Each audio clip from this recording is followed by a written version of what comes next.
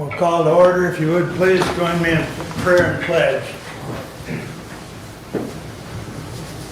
Dear Lord, bless the employees, our valued employees of the county, and also bless all the citizens of the county and help us to make good, positive decisions for the county today. Amen. Amen. I pledge allegiance to the flag of the United States of America and to the republic for which it stands, one nation, under God, indivisible, with liberty and justice for all. All right, we'll have our first call out to the public. I'll read our rule. A member of the public may address the board after receiving recognition from the chairperson and giving his or her name. Public comment shall be limited to a period set aside at each meeting for such purpose, and each speaker shall have the floor for no longer than 5 minutes unless the board grants an extension. Board of Commissioner Rules of Procedures and Bylaws 5.13-3, and we also ask you to be respectful. With that said, good morning, Bob. Good morning.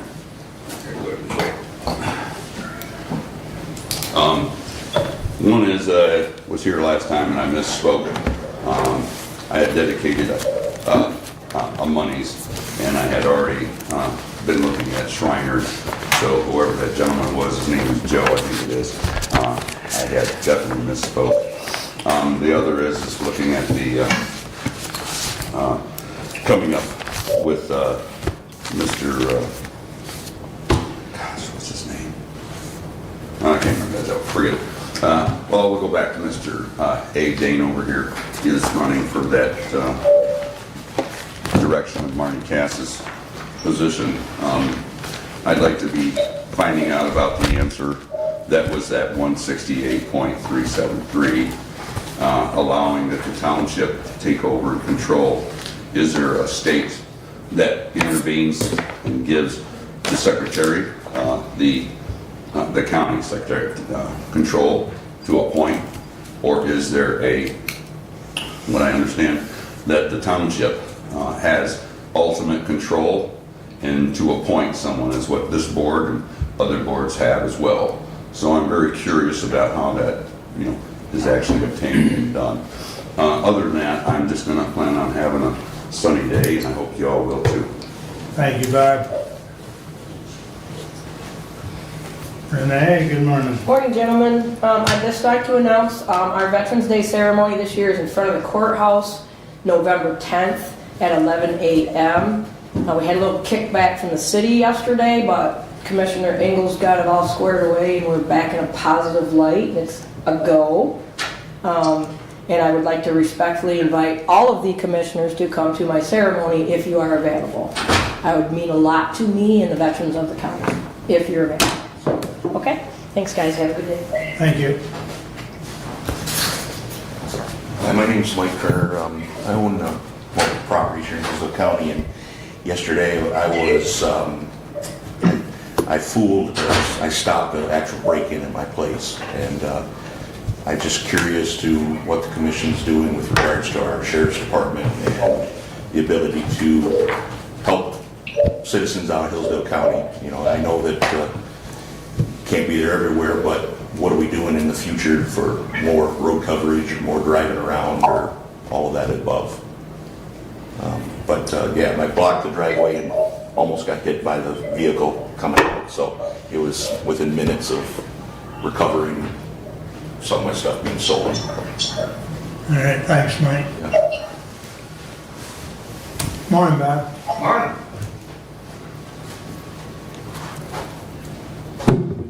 Okay, I'm Bob Griffiths. I'm the manager for the road commission. I was asked to come and give you like a quick overview of maybe some of the things we got going on, some of the things we've done this year, and plus we got one individual issue that I want to talk about, which is the 2 territorial bridges that have been in the works for apparently 5-6 years. It's finally been let by MDOT. Milbacher is the company that has been awarded that bid. And their intent is to start work, demolition, and removal of those bridges November 14th or 15th, which means they could interfere with some farmers trying to get their their stuff to and from when territorial will be closed basically from about the 14th of November, and they're planning to have it reopened about the end of June. So a significant time period there where there'll be a detour route set up, which is basically, I believe, South Hillsdale to Camden, back down 49, you know, to make that block. So that'll be the established detour while they're working, but Territorial Road will be closed down for that period of time. And we're gonna get it out on our web page, our Facebook, let 911 know, the schools know, all that kind of stuff. So that was the main thing that I wanted to come talk to you about, was the Territorial Road, because that's going to impact a significant number of people. But if you like, I've got a few items that I can go over just to kind of give you a heads up of what we've done so far this year, what we still got planned. So number 2 is, I'm sure you've probably already noticed, but the M49 closure at Arkansas has been opened. They got opened on the 13th. So hopefully we're back to a free flow of traffic there. Right now we have the traffic lights on M99 where that culvert is failing. The Drain Commission is working on that project. We did some temporary repair to it, and MDOT decided we're not going to be able to get that done this year, so we did the temporary repair. This morning they should be removing the signage and the traffic lights. So at this point we're going to let traffic free flow on it. We're going to keep an eye on it to make sure there's no settling or anything, and hopefully it'll go through winter like that, and then next spring when the weather turns better, we'll actually replace the whole thing. At that point, 99 will get closed down to do that. But so those lights are going away. There's been a lot of issues, complaints about those lights, and so as of today they should be removed and free flow back to normal traffic. Let's see. We started paving Montgomery Road, which is from M49 to Abbott. That's about the last mile of really bad road there. And other than that, a lot of Montgomery Road will be redone. So they're paving the second half of the base course today, and depending on weather, we'll pave the top courses on 2 days. You know, one pass down, one pass back, depending on weather. Hopefully it's done next week. Let's see. We finished all of our seal coat projects for the year, so that part's done, but we're still in the process of now going back through and fog sealing everything that was chip sealed, and then those that need it will get paint once that's done. So we kind of got all those contractors lined up to do all that. We're now in the process of getting some of our ditch and deburn projects that we set up with the townships back at the first of the year. So we're going to go through and do a lot of deburning, taking the shoulder of the road off there, let the water get to the ditches. And so we've got significant ones for Litchfield, Reading, Jefferson, and possibly even Fayette. Once we get those done, because they've contracted for those, they're paying 50-50 on that. They'll put the gravel back on top when we're done. Once we're done with that, we're just going to, as long as weather allows, we're just going to keep on going around and deburning. So as townships say, hey, you know, this road's bad, or this one's always holding water, we'll start going around hitting those until we get froze out. You know, until the shoulders are frozen, we can't do anything more. That's a good job for the fall and springtime for that. Along with that, we're doing our road painting, so they've pretty much finished all the what we call the straight line, the yellow and white lines. Now they're on to like stop bars, railroad symbols, the symbols that are on the road. And then once we're done again with those fog seal projects, they're going to come back and paint as many of those as they can get done this year too.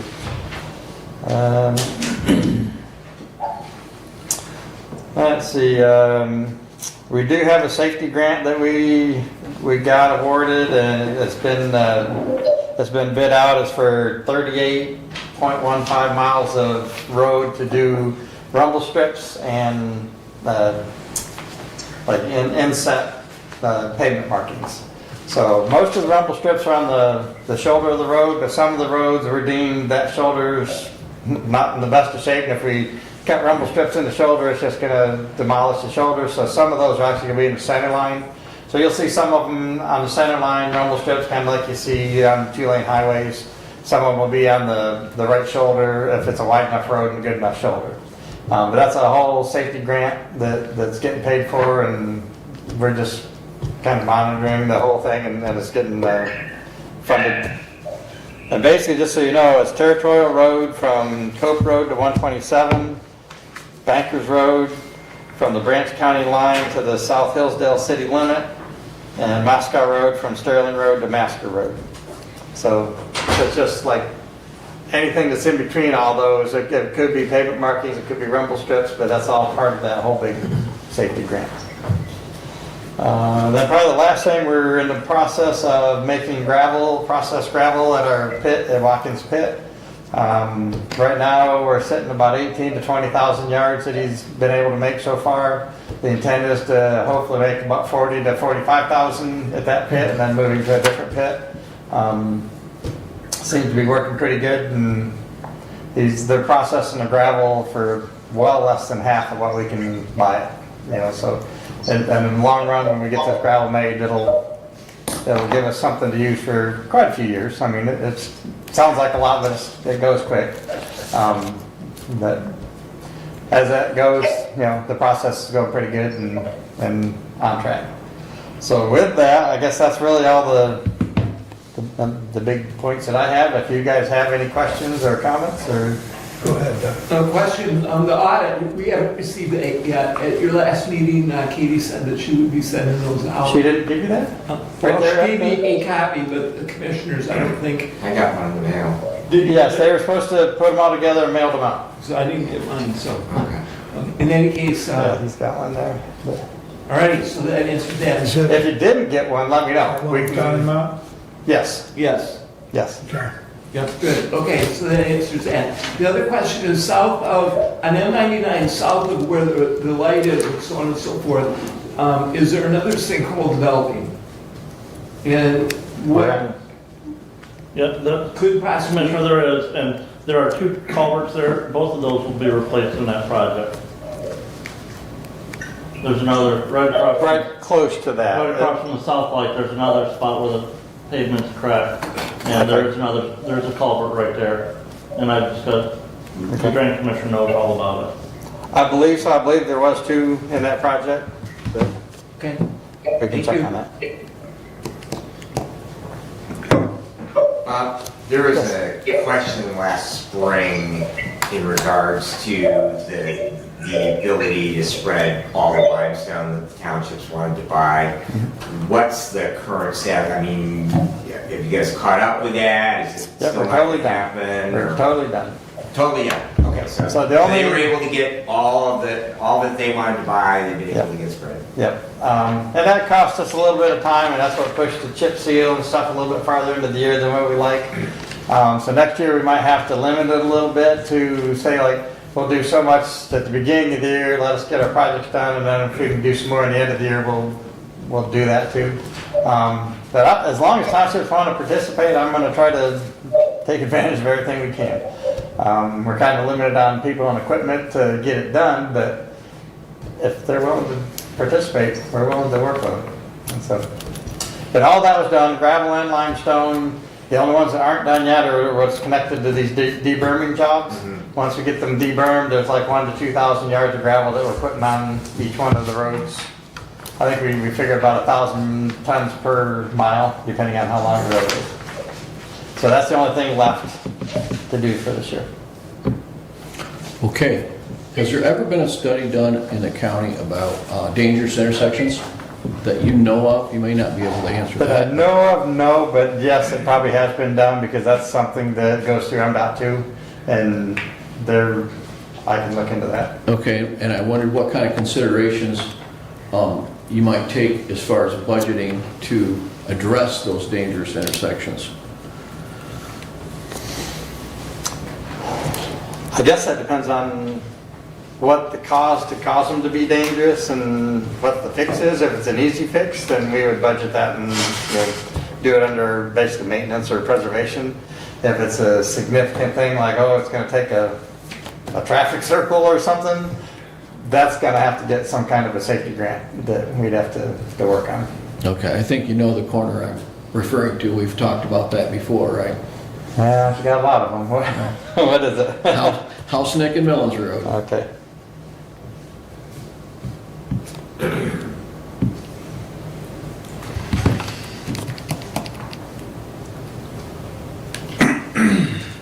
Anything else for Bob? Thanks a lot for coming in, Bob. All right. At any time, if you need me to come and talk or give you an update or a specific issue, just let me know. I'm available. Appreciate it. All right. Thanks. All right, thank you. All right, moving right along. Entertain a motion to approve the consent agenda. I have a change I would like to request. I'd like to pull item 4.3, resolution 23-134, and move that to the chairman's report. With that change, I would move approval of the consent agenda. Whose report do you want that on? Chairman's report. No, it should be finance. Well, the reason I selected the chairman's report is that the chairman signs the document. Wow. He'll be back. It comes from the finance, the budget committee. Yeah. We'll put it under finance, Doug. That's fine. I will support that with that amendment. Any other changes to the consent agenda? All those in favor with the consent, of the consent agenda as amended, signify by saying aye. Aye. Opposed, same sign. Correspondence is listed. Any comments on correspondence?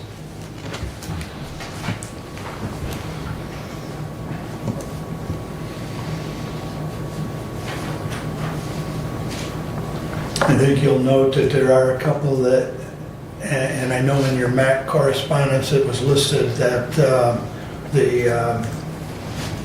I think there was 18 counties or maybe more, I don't remember the exact number, but that have submitted resolutions opposing that solar and wind legislation as far as giving the Utilities Commission authority. That has come out of committee and it will be going to the floor probably this week. So the opposition was pretty healthy though, so it'll be interesting. The vote coming out of committee was 9-7 and 1. So. They did remove the eminent domain provision on that. Yes, they did. Yes, they did. They clarified the language on it. Yeah. So, any other comments on? I just wanted to comment on the clerk's report. Abe, I assume that was your hand that was deeply involved with that. That was very nice. I always like those graphics that tie up data like that. So I assume that you will be distributing that appropriately around the units. If not, I will print copies to take them. But very, very, very nice. So thank you for all the work on that. Appreciate the efforts of your office. Well, the deputies helped collect the data, and then I also had some help from the IT department in creating that nice graphics. Bear with me a minute, please.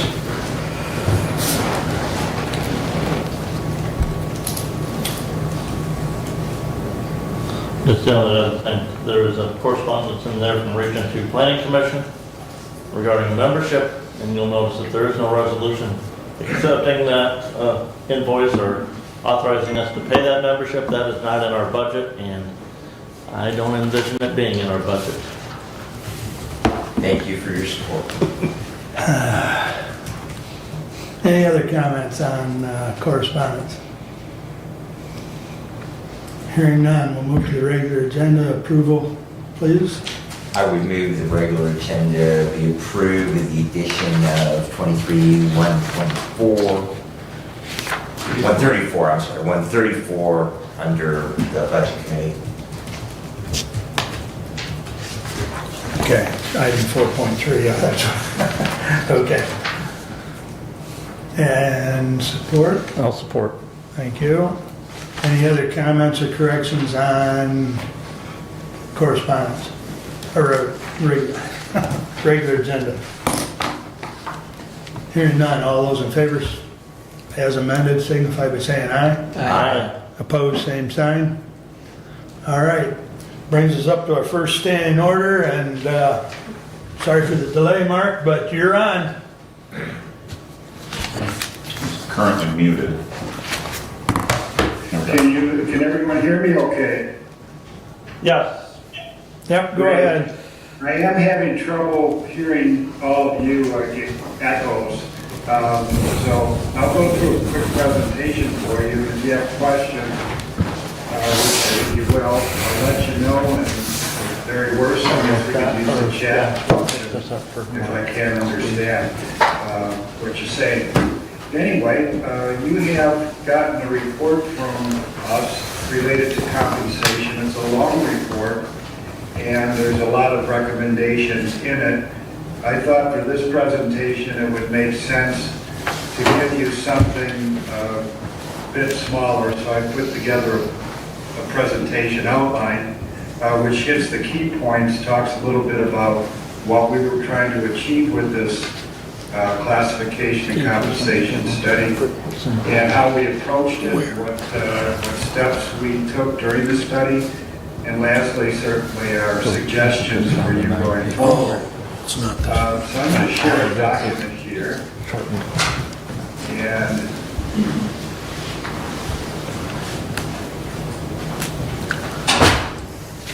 I think I am.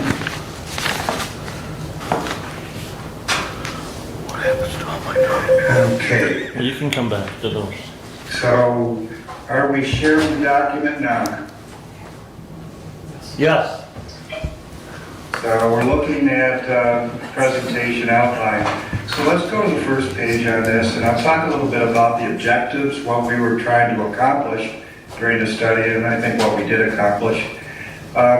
Number of check marks over on the left. The first check mark, one of the issues we have when we do these studies is looking at internal equity, how people are paid in relation to each other. Forgetting about the labor market for a minute, just that whole issue of people feeling in some cases that their pay is not equitable in relation to others. You usually see that when a pay system is old and yours has a little bit of age on it. So that was one of the objectives that we had going into the study, was to make sure that folks were in the proper grades and paid fairly in relation to each other. Second check mark, certainly looking at the labor market and getting a sense of how your folks are paid relative to other, in this case, primarily county, since we're talking about positions that are county oriented and specific to those operations. Our third check, once we had determined what grades people were going to be in and what the labor market was giving us in terms of market feedback, to put together a new grade structure, something that could serve the county going forward for, I hope, 7 to 10 years.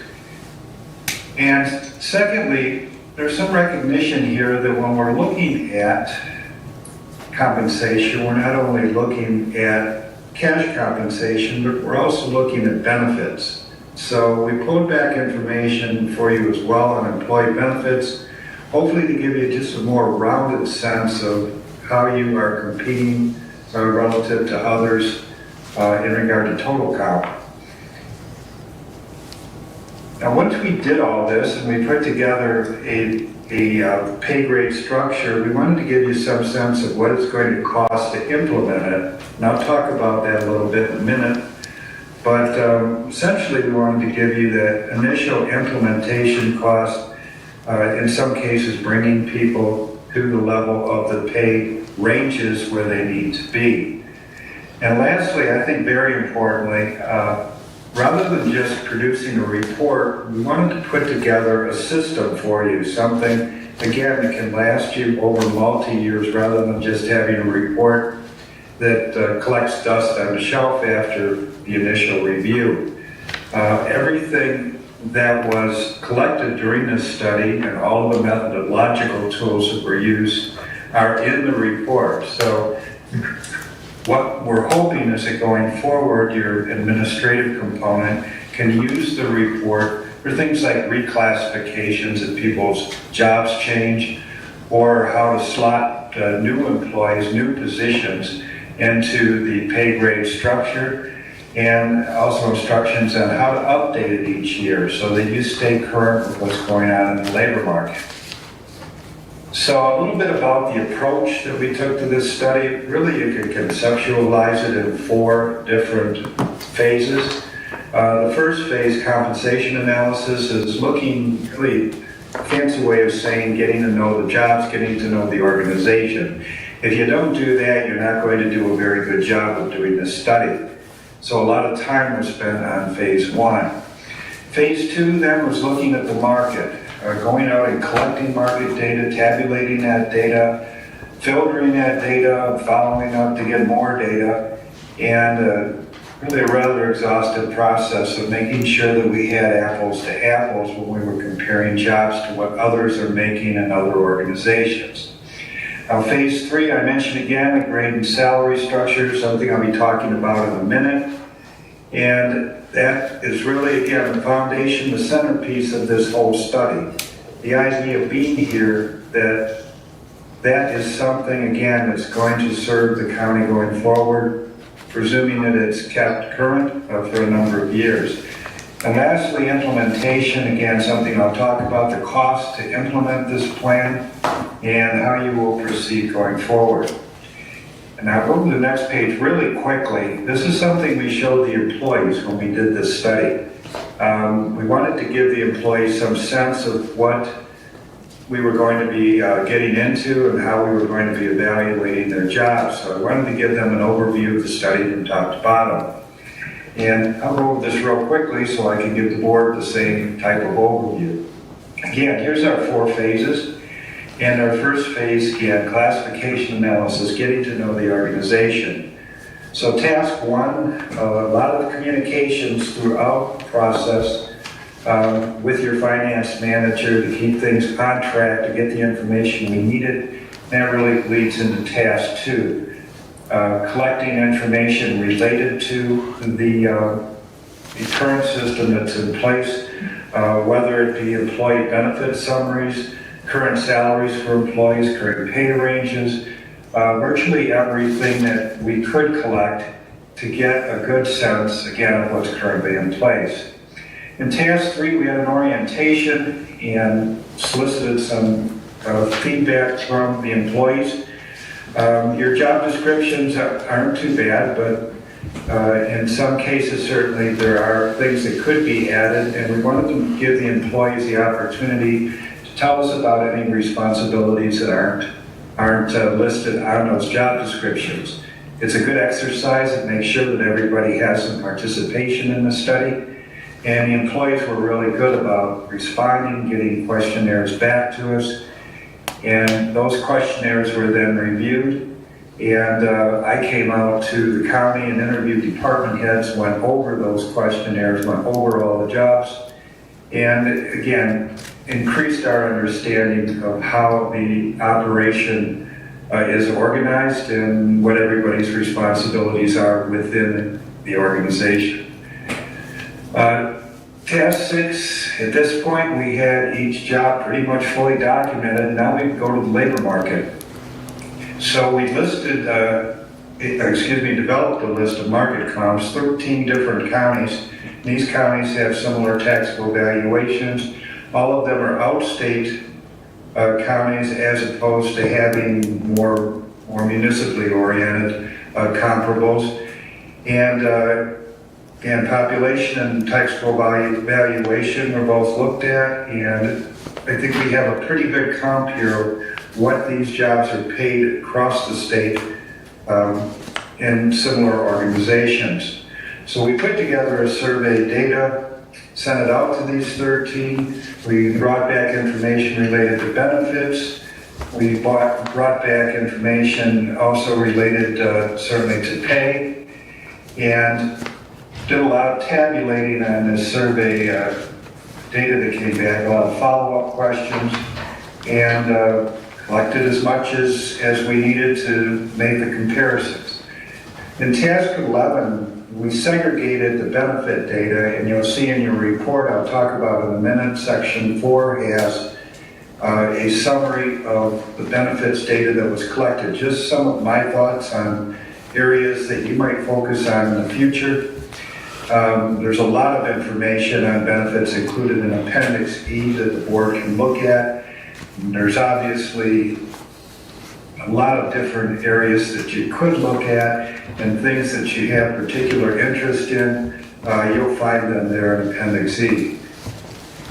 Phase 3 then, we had the information from Phase 1, which is the understanding of the jobs. We had the market data collected in Phase 2.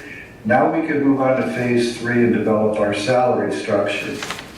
So two things, as I mentioned earlier, one important factor that we like to look at here is internal equity, making sure people are in the right pay grades. The way that we do that is, first off, getting a very good understanding of each job. But secondly, we go through a process called point factoring, and that's included in your report in Appendix B, both the point factor plan as well as the point factor results. Now what we do is I sit down and look at each one of 10 factors and evaluate each job based on each factor. Now the factors are things like education and experience, where someone with a higher level is going to score more points than someone with a lower level. Supervision, someone that supervises is going to get more points than someone who doesn't. Working conditions, people who work in unsavory working conditions or tough working conditions, they're going to score higher on that factor. So we go through all 10 factors and come up with a score, and based on those scores, we place people in particular grades. Now, most people are going to be in your organization in the same grades they were, but there are differences here. Jobs that were undervalued and now moved to a higher grade. In one or two cases, jobs that moved down in the grade structure. So based on that point factor in task 12, we developed pay grades. Now we took the market data that was collected, and in task 13, we developed pay ranges for each one of those grades. And as a result, in task 14, we finalized a new pay grade structure, which places all jobs in a particular grade and introduces a pay range, top to bottom, for each one of the grades. Now we looked at how are we going to implement this. It's real nice to have a pay grade structure, but what are you going to do with it once you have it? And what you'll see in your report, something I'll talk about, as well as we've looked at some options here for actually implementing this and giving you some feedback on what the costs would be for that implementation. And I'll get to that in just a minute. Lastly, assisting with implementation. As I mentioned, and I'll mention again, this whole report is developed as a system.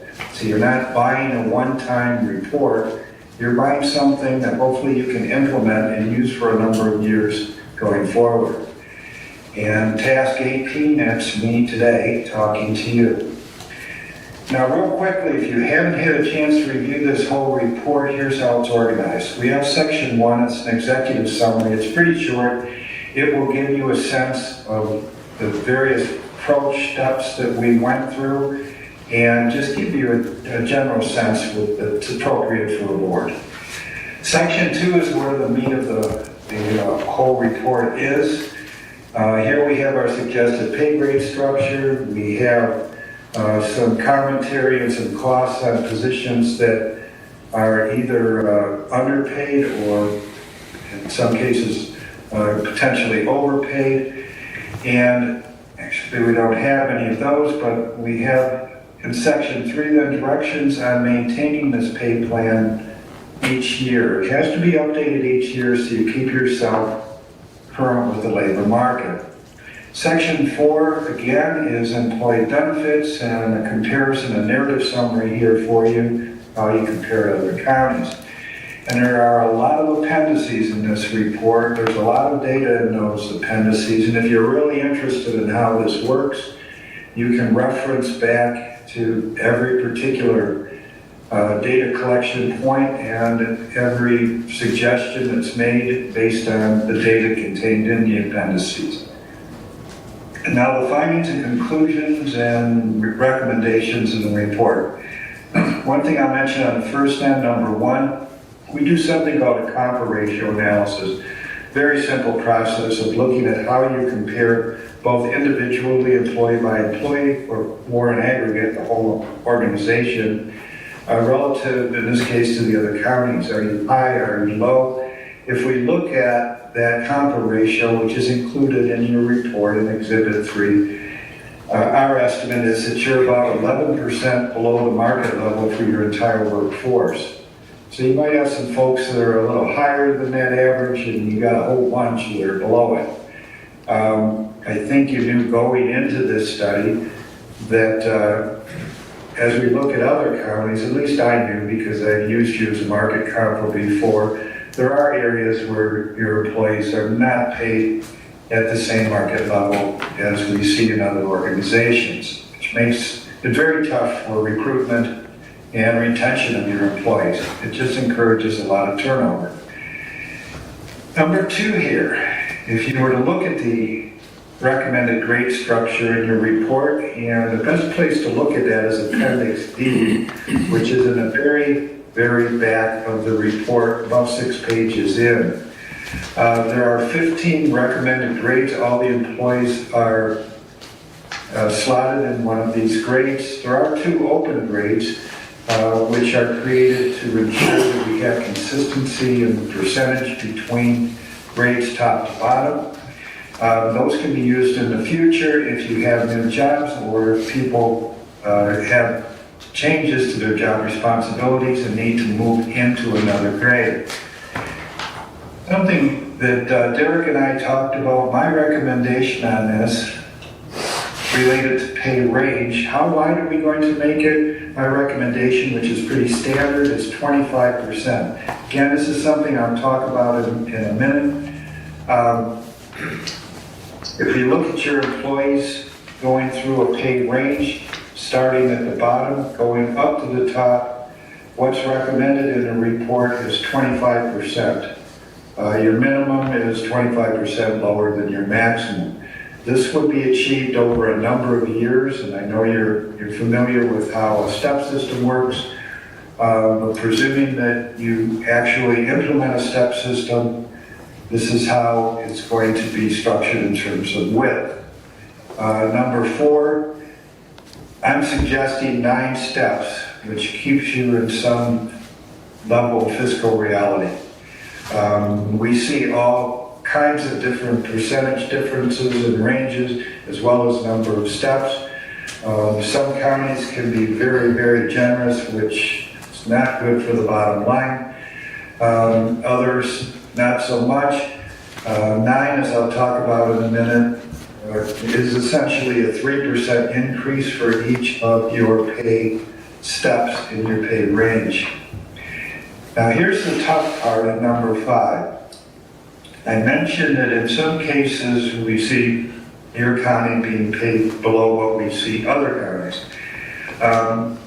If we're looking at the range minimum, the expectation is that everybody would at least be at the range minimum. Where you have 53 employees that are below that range minimum, and one thing that's suggested, if it's affordable, certainly this, I'm not presumptuous enough to spend your money for you, but to the extent that it can be afforded, those positions, people should be brought up to range minimum. The cost here would be about $143,000 to do that. If you're going to implement the system, you want everybody up to a level where they're at least at minimum, so everybody can progress through the ranges. And this would be the cost to do that. In your report, there's a schedule printout of who would be green circled, who would be below the minimum, and what the cost individually would be to bring each one of those folks up. We also wanted to put a cost analysis together to give you some sense if you were to take your step system, if you were to take your pay ranges, and you were to implement it, how could we do that? What would it cost? Well, one way to do that, let me give you an example. Right now, you have step systems for some employees, not all employees. Some you have a 30-year step system, which is kind of unrealistic. Some people aren't on a step system. If you were to take everybody and put them on a step system, which is what's recommended in the report, your current values would no longer be applicable in most cases. For example, your old system might have a step value where we have an employee right now, say it's $50,000. Your new system is going to have all new numbers. The step system that's being recommended in the report, they're likely in this case wouldn't be a $50,000 step. There might be a step at $50,500. In order to implement this properly, you need to get everybody on a step. And what's recommended here in the report is to move everybody up to the next highest step. Now the dollar value is going to be different for everybody if you do that. Somebody might have no increase, somebody might have a larger increase, whatever it takes to get to that next step. In the long run, it's all going to even out. In the short term, it looks inequitable, but it's really the only way to go if you want to get everybody on the step system. If you were to do that, including the $143,000, which would be used to bring people to range minimum, the total cost for that implementation would be about $177,000. That would position everybody that was in the study, all of those jobs and all of those employees on a step within the current step system. So let me talk about that step system for just a minute. Number one, as I mentioned, that $177,000 would move every employee on a step. Now, another consideration you have here is many, and I say most counties, have step system increases that are automatic each year.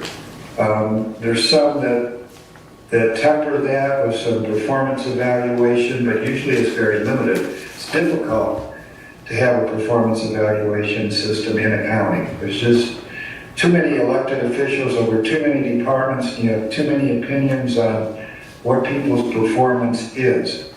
So what most Michigan counties do is go through a step system automatically. If somebody's really a bad employee, then they'll be held bad. But for the most part, employees move through the step system based on the premise that as you are in your job over a longer period of time, you're just better at it, and you deserve a little bit better pay.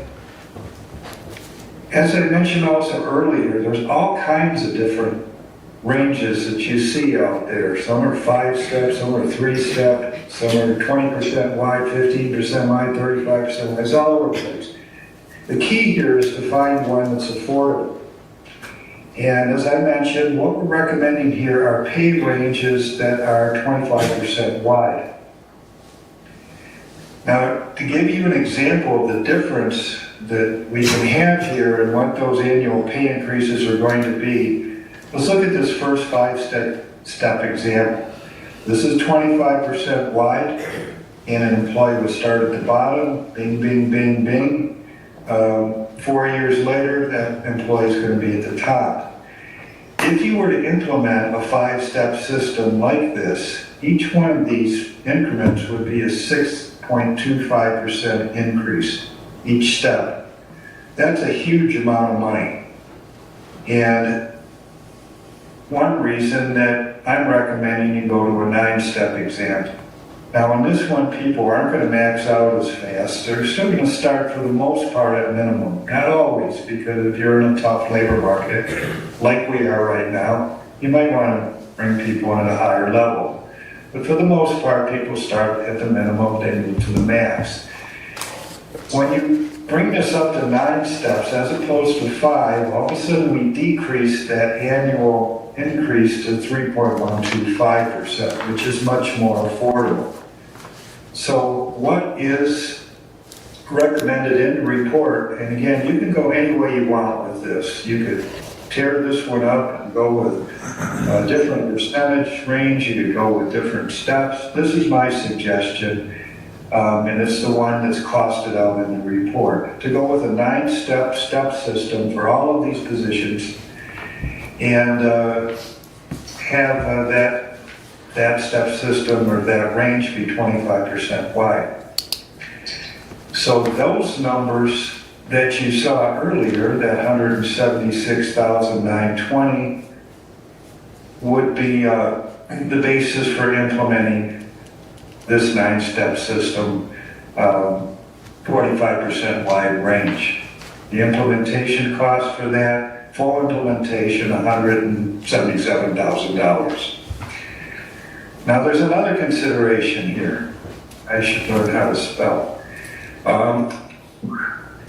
The second consideration is the pay increase that you're going to COLA that's going to happen on January 1, 2024.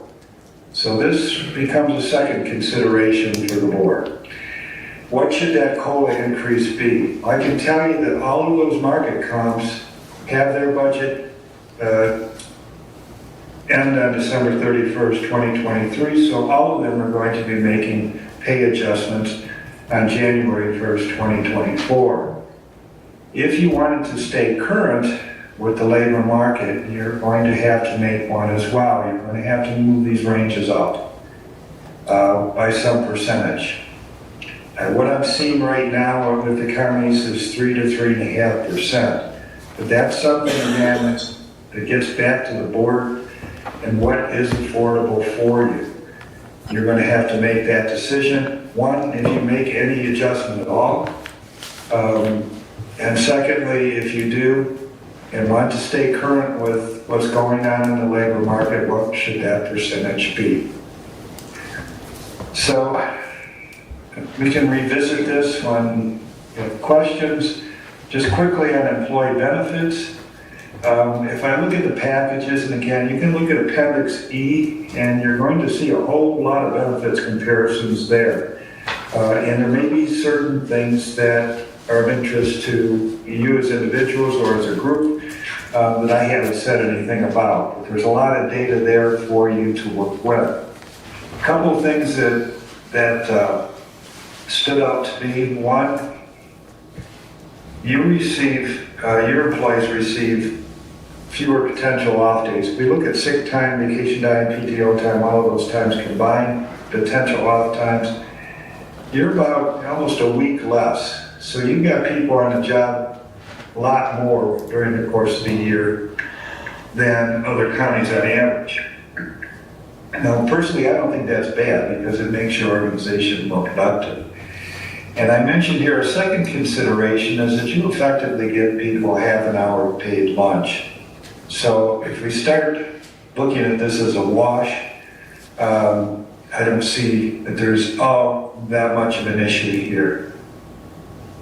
Secondly, there are some things missing in your benefit package that others typically have. One would be short and long-term disability employer pay.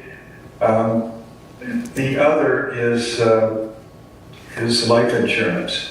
So those are things that I just point them out because not that you just should do anything about it, but that is where you differ from what we're seeing with other counties. PTO systems. You still have a traditional sick vacation system. A lot of the counties, a lot of the municipalities as well are moving to systems that are PTO oriented. The nice thing about a PTO system, one, you don't have all of the sick excuses and all of that stuff. Everybody's on the same page with that. Secondly, when counties make that conversion, it gives them the opportunity to modify the payout policies. Where currently you would have a sick time payout policy on retirement. That's really a growing liability each year on the books.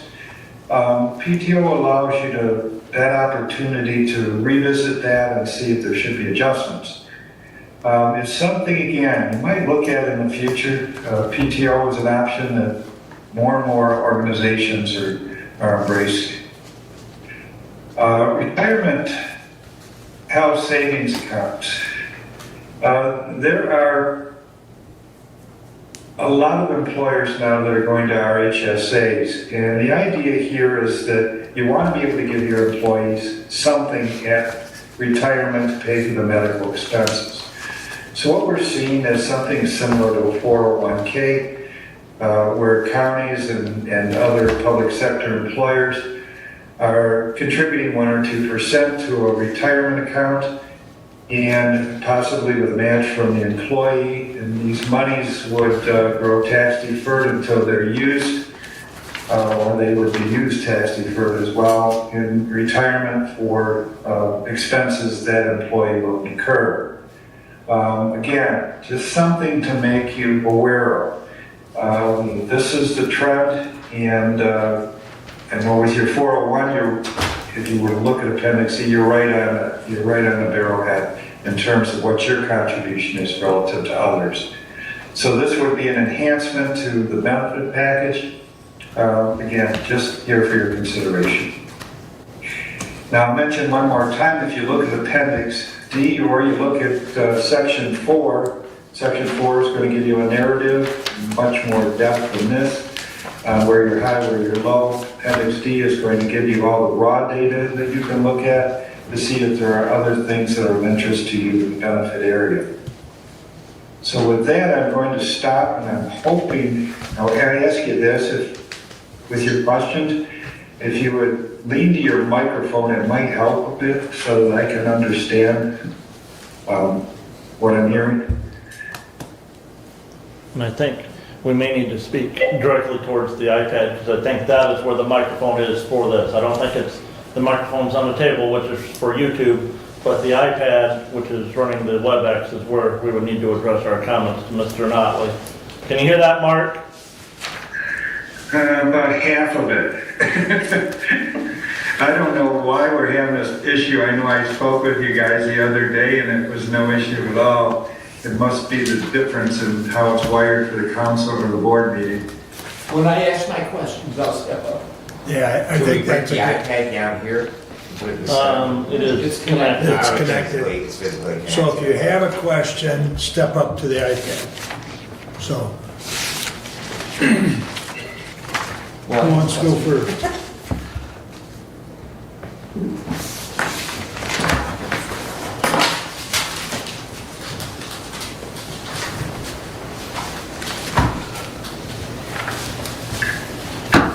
Thank you, Mr. Notley. Can you hear me okay? I can. Okay, so when I look at the counties that you compared, you have 13 counties. I'm wondering which counties have county administrators. I believe I can look at that and tell you, but off the top of my head, I want to say just several. Let me take a look real quick. Pull that report up.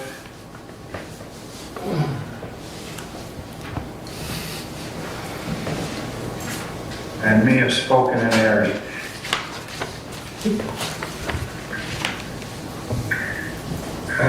Let's see.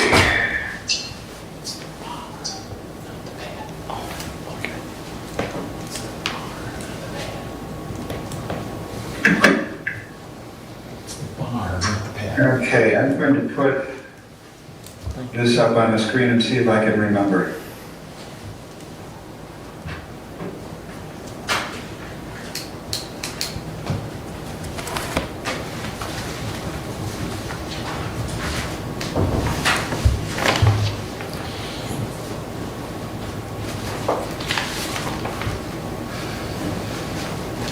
Okay, so we should have the look at the counties we used.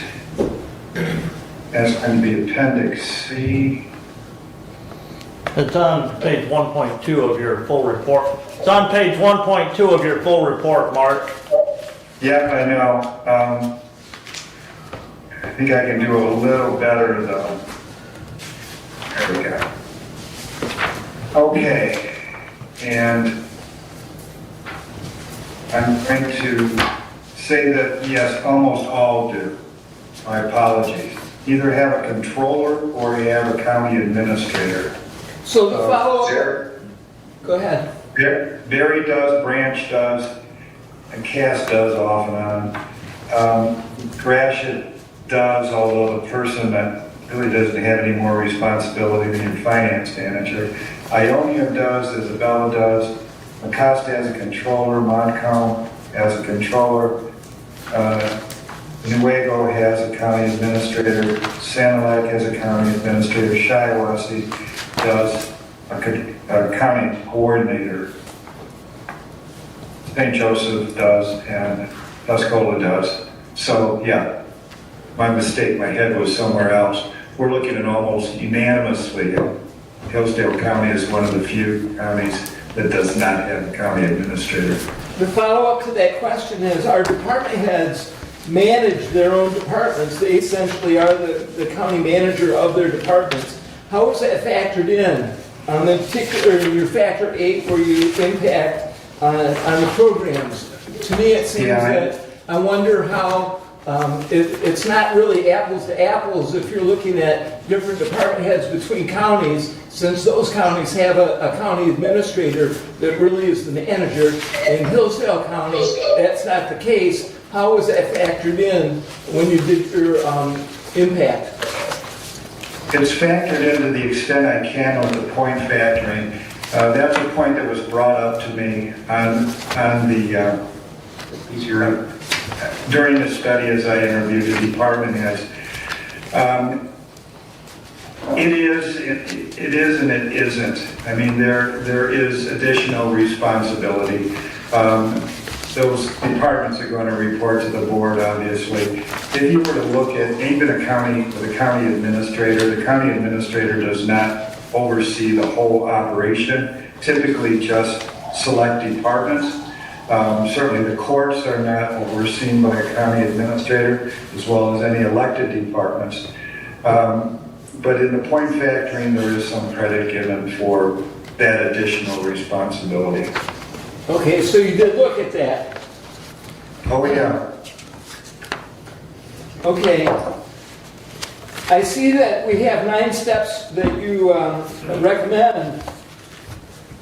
If we do an annual step increase after 9 years, the employee will be at the max steps. Do I interpret that correctly? You do. 8 years, actually. Okay. So I'm wondering, after the steps are reached, how do we do the raises? Just the annual cost of living? That's the typical option, yeah, because each year those ranges, when you make your COLA adjustment, are going to go forward, and that individual would receive the COLA, but obviously there's no more step increases. Okay. The rationale there is that the person has achieved full value to the organization. I think, and that's one reason that I was recommending the 9 steps, is it avoids that situation for a number of years. I just finished another county where they had 5 steps. Well, guess what? 5 steps, people holler about suddenly being red circle, being at the top. Whether it's fair or not, you try to avoid it as long as you can. If we have a grade 1, for example, at a step 9, and they improve either their education or they change their job title to another grade, let's say they change their level to another grade, would they maintain their step 9 status or would they go to step 1? How does that work? That's an area where you're going to have to set a policy. For example, Ottawa County allows for a person to be in the next highest grade that they've achieved at 5% above where their current salary is. So your step would correspond to that. That's something that, again, is going to be a board decision on how high you want that to be. But certainly you want it to be higher, at a higher salary in the new range than it was in the old. That concludes my questions at this time. Thanks, Doug. Next. Just a quick follow-up on that, Mark, and if the commissioners want to look at that Exhibit 4 in Section 2. So if somebody was at that Grade 1, Step 9, and that position got changed to a Grade 2 position, they wouldn't go necessarily, and as I envision this, if we implement this, they're not going to go to a Grade 2, Step 9, but they would go to a Grade 2, Step 7, which is still a higher pay than they would be receiving at the Step 1, and gives them the incentive for additional advancement at that next grade up. But that would be, I said, if we implement this, that's a personnel policy that we need to then develop as to how we go about evaluating changes to positions from grades, and where do they go at that step level if they do move a grade. And Mark, I thank you for your time putting this report together. Commissioner Wiley and I had a chance to have a conversation with Mr. Notley last week, and I asked him this question, because as I go through that, I think it's Appendix B, and looking at those different scores that he put on different positions, there would be multiple in there that I could maybe argue one way or the other that score is too high or that score is too low. And Mark, I asked you this in that meeting, is what do we answer to department heads or other elected officials that say, well, this position should have been scored differently? Yeah, and when it comes to point factoring, everybody's an expert. All I can tell you is that that's based on my best judgment. As I mentioned, we spent an awful lot of time on the front end of this study, understanding all of these jobs. I always like to tell people that take this as the anchor, whether you agree with the point factoring or not. Assume that it's your base. That's where you start. And if there's ever going to be changes from that, you're changing from that start. So it's almost incorporating the results of the point factor analysis into your system as this is the anchor. This is where we go from here. Now, some counties will have appeal systems where, and I had one, I didn't do the work, but they hired me to do the appeal process, where they opened it up for appeals after the study was completed. Well, everybody in the organization appealed. I mean, why not? And it's very, very expensive because you end up having to pay a consultant to sit there, listen to the grounds for appeal, and write a letter on it and make a recommendation. No one's going to find in these particular point values. Here, let me give you a sense. One thing that I think is important for the board to look at, just to bring things down to reality. I mentioned Appendix D. Here is Appendix D. Now, Appendix D is our new grade structure, pay ranges, and the green means that person's paid below minimum. So we have all those greens sitting there. And this is probably if I can interrupt for a minute, Commissioners, if you look at that on the printed copy, it's not in color. It's light. It's the shaded rather than the dark. All right, go ahead, Mark. So what we've got here is a little more detail than you're going to see in Exhibit 1, which is the same schedule with fewer columns. We have what they currently make. This is their range max. We have what the market is. And then we have our new suggested range maximum for each one of the grades. So these, and this is a percentage, 7%, 7%, 7%. So in response to the young lady's question earlier, if someone moves to a next higher grade, it's 7%, 7%, so we don't have a 15 and a 5, and there's consistency here. Now, for any of these grades, as you look at where they currently are, you're going to see some very good consistency here. So if someone argues, if our enforcement officer or supervisor, for example, argues that they should be in a different grade, historically the organization hasn't valued them any higher than this grade. There's a couple exceptions, but for the most part, the organization has determined over time where people should sit in relation to each other. So when you hear a complaint about point factoring, the first thing that I would do is take a look here at where they are now, take a look at what the market is, take a look at what the recommended range is. And for example, the mechanic here is $22 and is being recommended at $27. Getting a very, very significant increase. Now for him to argue that he should be in a higher grade, one, he's bucking the historic grade placement that you have set over the years. And he's also arguing for pay increase, which is much, much higher. Even though at this point, and I'll take a look here, I don't mean to ramble, but 27.5, 22.17, this position, for example, is potentially from top to top looking at a 24% increase. So sometimes when we do these studies, people are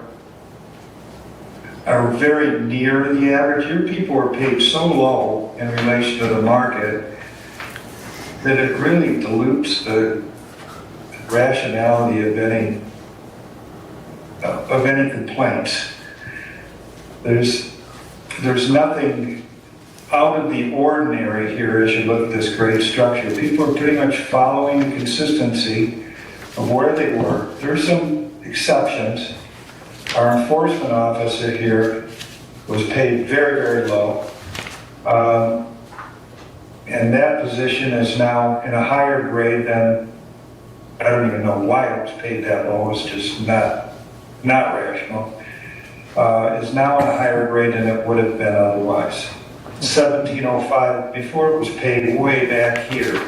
So there are some differences, but for the most part, following what has been traditionally in place. All right. You indicated that when you looked at comparable study that we're about 11% low on wages across the board. I guess the other thing that I noticed though is our cost for employee benefits, and primarily I look at health insurance more than the other.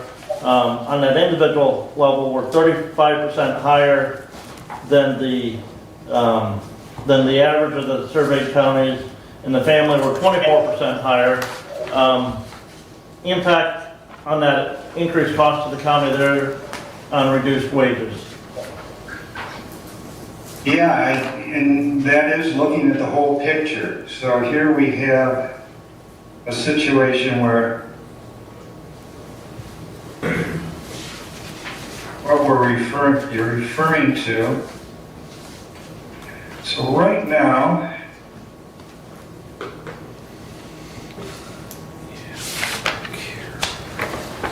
you're about 24% higher, as you mentioned, for family coverage than what we're seeing. You're 35% higher for single coverage. At the same time, you're using your PA 152 approach to reclaim 20% of that. So you're still high if we look at the employee contribution, about 10% or 15%. But this employee contribution goes a long way toward recouping that cost by sharing the cost with the employee. So I wouldn't change this if that's something that you're considering. you're paying a lot for health insurance. At some point, you decided to share that cost, which was the approach that just makes sense. It's what most employers are doing. And it reduces the amount that the county is having to pay above and beyond the average. Okay. That's all I have for now. Anyone else?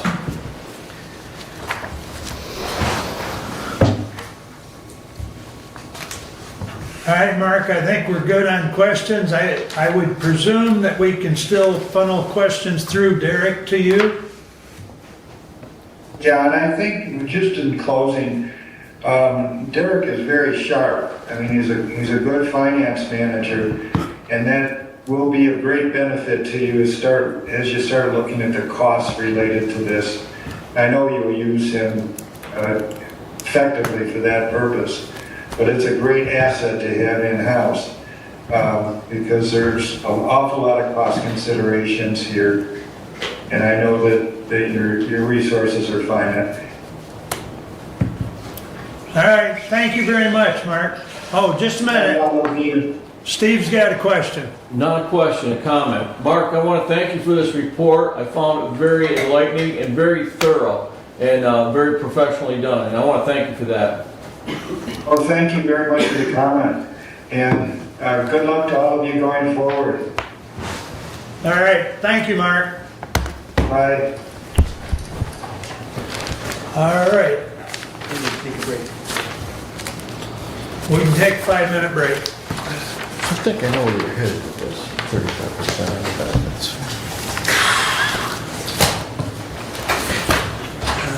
Okay. You think? You got time afterwards to, whoops, That's our agreement? yeah. Yeah. Yeah, that's what we're talking about doing. I mean, I've read through it, I haven't really highlighted anything, but I didn't see anything that I couldn't live with, I guess, you know. I'm not happy with, you and I talked about the road we're on here, but I think for the short term, it's livable. You know, I do think Dr. Mayno has made a little better attempt here than what, you know, what the county administrator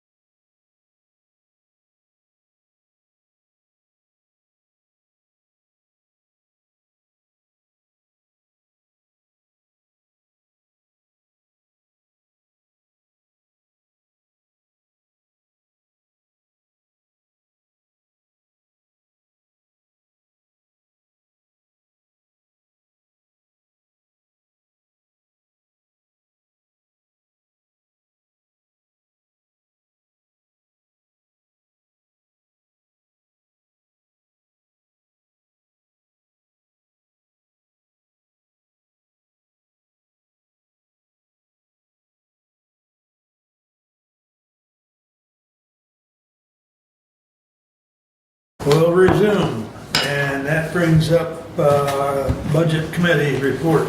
Okay. Well, we just received the report from Mr. Motley, so I want to address that first if we can before we get to the other action item. I move for the adoption of the classification and wage study as outlined in the report from Municipal Consulting Services and to apply to non-union and non-elected employees of Hillsdale County. Additionally, the wage schedule outlined in Exhibit 4 in Section 2 of the report be increased by 3.7% for all grades and steps for the fiscal year beginning January 1, 2024. Oh, There, okay. thank you. And this is the chart you're referencing, correct? It is, and we'll talk about that in a second here. Okay, Did you have support? If not, I will support that. thank you. I was going to, but in all the confusion, but yes. Yes, and as Brent? referenced, Yep, the schedule for the exhibit from Mr. Notley was updated on a revised version that was emailed out to everybody that had the salary wages included in there in addition to the hourly wages. And you'll notice that Mr. Notley highlighted it. That comparison study that was done was based on those counties' current wages and don't reflect an inflation adjustment for 2024. In his report, he indicated, the consumer price index factor for the Midwest region is 3.7%, and that is actually what I heard Social Security is adjusting benefits for 2024 up by its 3.7%. I had Derek put together a spreadsheet on this. The one side is that report, or is the figures based on the report from Mr. Notley. The second side is with that 3.7% adjustment added to those and where those steps would fall. Doing this, we would accept all of those grade and step levels as presented by Mr. Notley and apply those to all those employees, and we would make this implementation for the next fiscal year. And finishing that budget, the budget committee needs to know where we're going with this. And again, my hope is still to have that budget presented at our next meeting, and so we need to know where we're going, and so that's why I bring forward this motion at this time. so the impact based on the side, Based on the 3.7% impact. well, but the impact based on the side that Mr. Notley presented was about 176,000, roughly. So with the 3.7, the financial impact is? The combined impact for special revenue funds and general fund is $400,934. Because this is applying to employees that are paid underneath special revenue as well as general fund Right. employees. The general fund budget impact is, and this is, doesn't include the fringes, so there would be a little bit more on top of that for FICA and Medicare. The general fund impact is $300,240.11.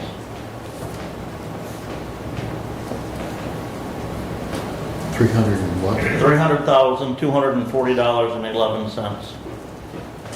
And what's our growth in revenue projected for 2024? The General fund. The property tax general fund revenue or inflation factor is not out yet from the state.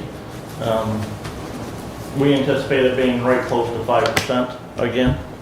And then with the increases in taxable value that we're going to see in the county, we're not exactly sure if we're going to see an inflation heavily reduction factor for those millages, but right close to, if not at 5% again for the property tax inflation. So number that generates is approximately just over 400,000. 4 to 5, yeah. Okay. So seeing no other increases anywhere else in the budget, that factor would about cover what we're looking at in an increase in cost. Okay, so my question is, how do you get to 3.7%? If you look at Mr. Notley's report, he gave us a couple of different avenues that we could use to, now or in the future, look at adjustments to that wage schedule for inflation. It's in Appendix C? No, it's not Appendix C. I forget where that was at, Derek. Right here, it's in section 3, at the bottom of section 3. Page 31. Yep.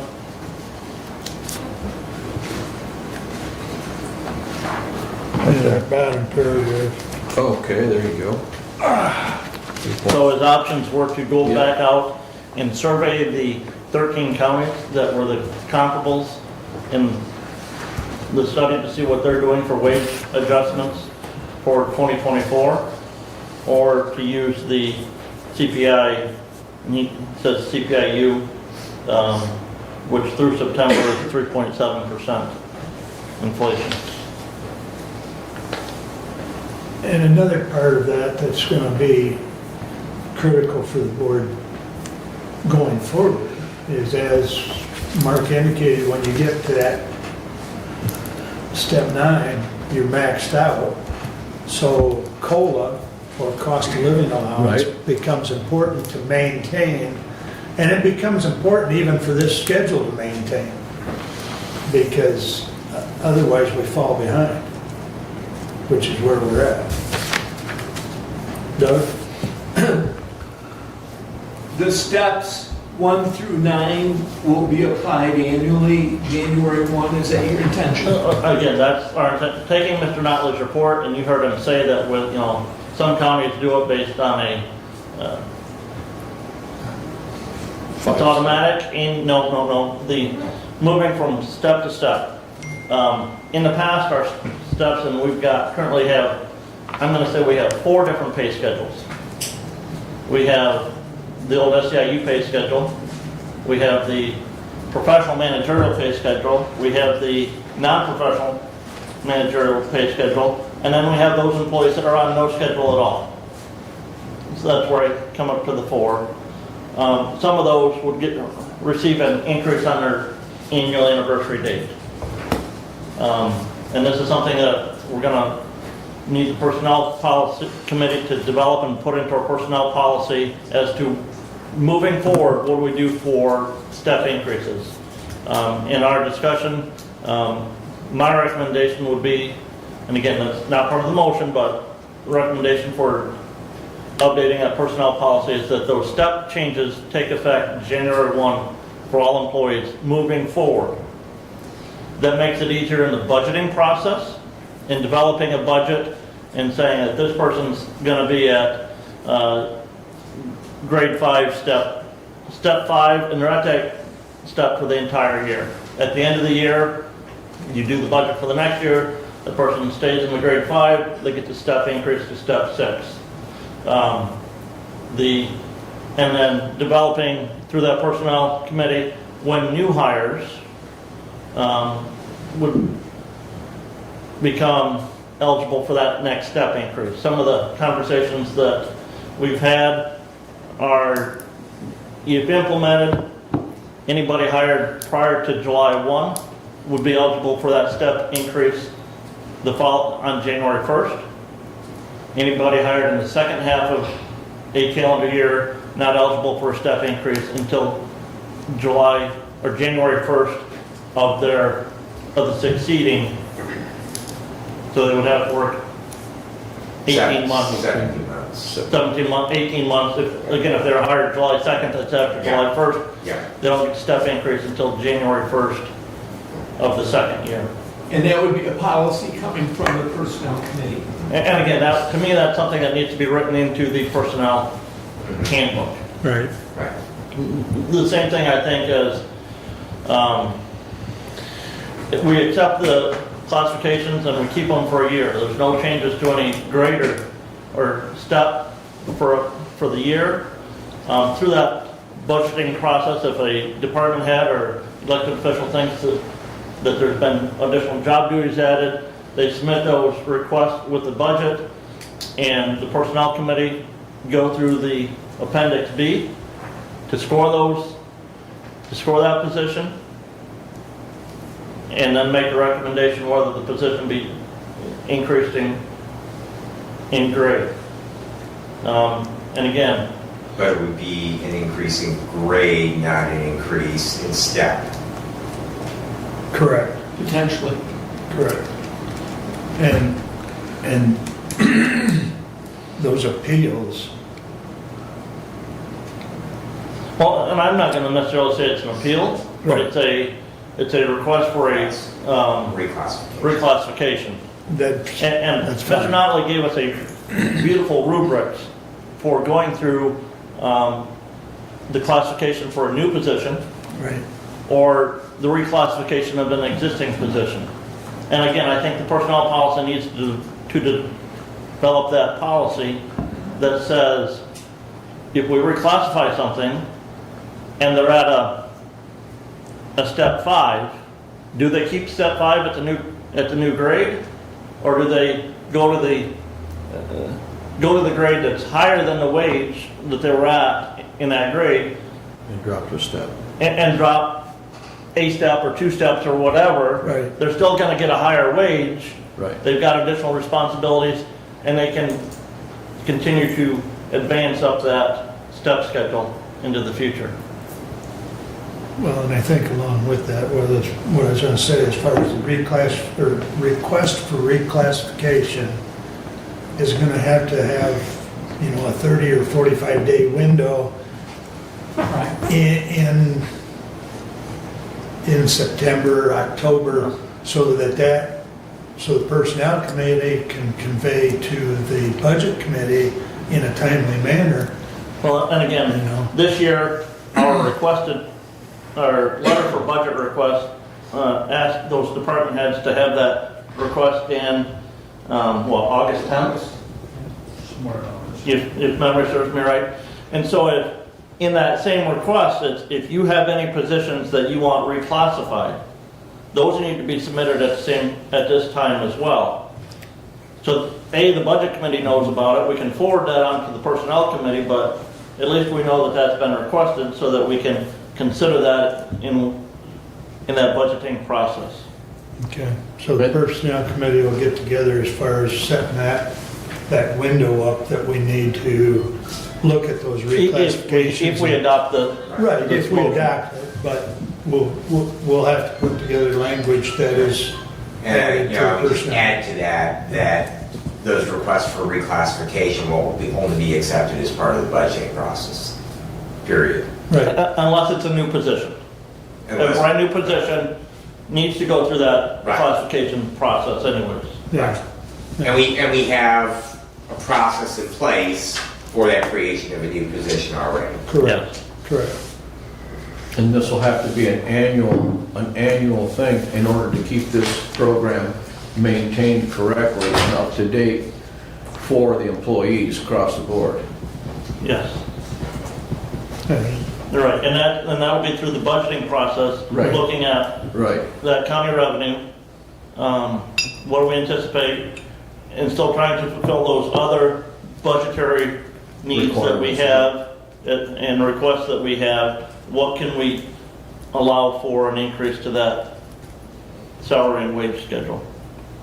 And you're exactly right, whether or not we can or cannot implement the entire COLA. I will, Yes. and again, 2 years ago, it was over 5%. 8.7. Okay, right, and as Commissioner Bensing has pointed out multiple times, that the most our revenue can increase at the county level, on the majority of our revenue, which is property taxes, is 5%. right, Because of proposal A, the most property tax values Yep. can go up in any given year is 5%. So even though inflationary factor was, 8.7. well, last year on property, it was 7.9 Yeah. was the true inflation factor, but property tax values only went up 5%. The other thing that, could be used in the future, and I know some school districts have done this, is they throw steps just for a budgetary concern. Not that we need to necessarily look at that, but that, that could be an option down the road, if need be, to say, we're gonna freeze steps, but we're gonna, maybe freeze steps, but do a cost of living adjustment on the steps. So that would just, not be a option you want to use. Correct. Because that will be backward steps. Yeah, exactly. Backward motion. Yeah. We don't want backward. We don't want that, but that, looking at cost to implement this now, but also considering cost to implement in the future, there are avenues to say, well, we're going to see a reduction in property tax values next year. How do we maintain our employees, and still balance that budget? And some of that discussion will eventually buffer out, because once we have our workforce move through those 9 steps, that we will only have a certain percentage of our employees, those that are either new positions or new hires, that will be at those lower steps. But we will probably have, because we do tend to keep employees, so that over time, that will kind of mitigate itself, because we won't have those as many of those step increases. The first 9 years, we're guaranteed we're going to have step increases for everybody every year. And, even as Mr. Notley said, without a cost of living adjustment, that step increase is 3.125% increase. From step 1 to step 2. Right. Step 2 to step 3. Right. So, just one more question, if I may, Mr. Chair. Please. So, it is my understanding, and I just want to clarify, so excuse me if I need clarification, but that everyone will go, all of our current employees, regardless of years of service, will go to step 1 on this new schedule. No. Okay, then. If you look at Exhibit 4 Okay, in Section 1 okay, of the report, that outlines each position okay. and what grade and step that Right, position okay, will be okay, going to Okay, with this implementation. okay, okay. That clarifies for me, thank you. Because what Mr. Notley did is, because if you did that, some of those employees would be receiving a pay cut. Yeah. And that was not our intention Right, at all. yeah. And that, the implementation of it takes that employee's current wage, moves them to a grade and step that is the first step higher than their current wage. Okay, So I think you're referring to Exhibit 5, I'm sorry, yes, Exhibit 5. Exhibit 4 was the, the scale of okay, I'll steps. get the call. Yeah. Yeah. Yeah. and the cost of living adjustment is on top of that Right. wage Yeah. schedule that is Okay, shown there. okay, thank you. So do we currently have any jobs that are not at a grade of any kind? Okay, if implemented, Because, Commissioner, if implemented, right, all of our current positions will start come out, into, okay, this classification. according to the way they're laid out Right. here. The only positions that are not included in this are the elected officials. Okay. And the collective bargaining units that are represented at the sheriff's department and at 911. Correct. Yep. Now, there are some sheriff's department employees that are included in this because they're not subject to the collective bargaining agreement. There would be the clerk, secretarial position in the sheriff's office, the nurses in the sheriff's office, Right. the mechanic who is underneath the sheriff's budget. Right. Those are, and the undersheriff is included in this report. Okay? Okay. So the employees that would not be considered in this classification are the sheriff, the prosecuting attorney, the county clerk, the register of deeds, the county treasurer, the county drain commissioner, Yep. the board of commissioners. Those are the elected salary compensated officials of the county. Derek? So, I don't know when the right time, but we have some grant-funded employees. And then we also have grants that change a lot. We did get a grade on most of those employees. But from my understanding now, there's a couple positions being talked about that might be different than when we did the study in July. This is responding to you, kind of, you asked, are every one of our employees graded on this schedule? That would be a case, and I don't know how you handle that or deal with it, but just so you're aware, I think that potential is kind of out there. And also, another concern with some of the grants is they have limited funding and their funding changes year to year. So if someone's due to get a 6% increase per se, you know, can their grant absorb that increase and still deliver what it's designed to deliver? I don't know that that's factored in, or if it needs to be, or you know, kind of where that falls, but that's another consideration. And the people that manage the grants, you know, have been aware of this process all along. I haven't heard too much objections to putting them on the grade system, but I just wanted to put that out there, so. Okay, good. Any other comments or questions on the, relative to the motion? Would you like to make any comments relative to Budget Chair's motion? Okay. We will do a roll call. Commissioner Benzing, Yes. Commissioner Leininger, Yes. Commissioner Ingalls, Yes. Commissioner Lanius, Yes. Commissioner Wiley. Yes. May I ask that the report get forwarded to me in an email so I can tie it to this motion in the minutes? Yep. The other thing is, and just a follow-up motion,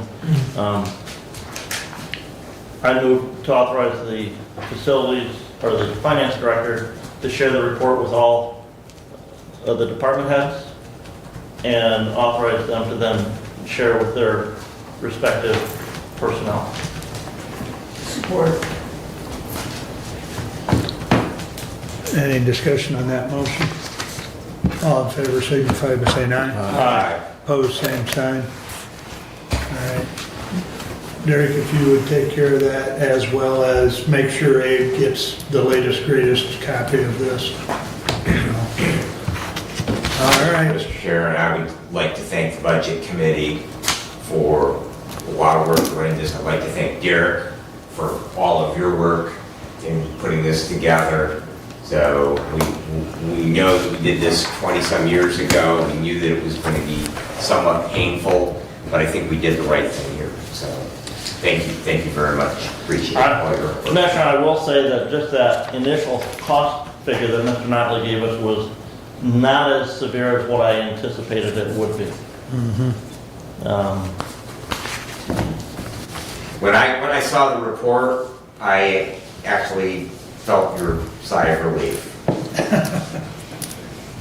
And yes, those figures that I gave you as far as the fiscal impact overall and for the general fund, we do have capability of fulfilling that in the next budget that we're working on. We have a budget meeting on Thursday and maybe on Friday to try and hone down that final budget presentation that we'll be presenting. But we've got that stating that, you know, we need to make sure that this figure is where we're at on the payroll And again, we do ask the Personnel Committee to bring back the recommendations for changes to the Personnel Handbook as far as the reclassification and putting in there that step changes for new hires that are not with the county now. We'll try and have that, or at least a draft of it before the end of the year. Yeah. So I think it'd be appropriate to have that done prior to the implementation of this. Okay. I also think that this was a good move for us. As far as the county employees go, I think it puts everybody on a little more solid ground as to where they're at in the grade level and their pay scale, and it shows the fact that we are moving forward to rectify some of these positional economic Shortcomings. deficiencies, I guess, if nothing else. So, Well, I yeah. appreciate the work put into this, and again, Mr. Nolly done a fabulous job on that report. Well, I guess Brett and I have talked, you know, we paid good money for this report, so we use it. Yep. We, as Mr. Notley said, we use it as a base or as an anchor.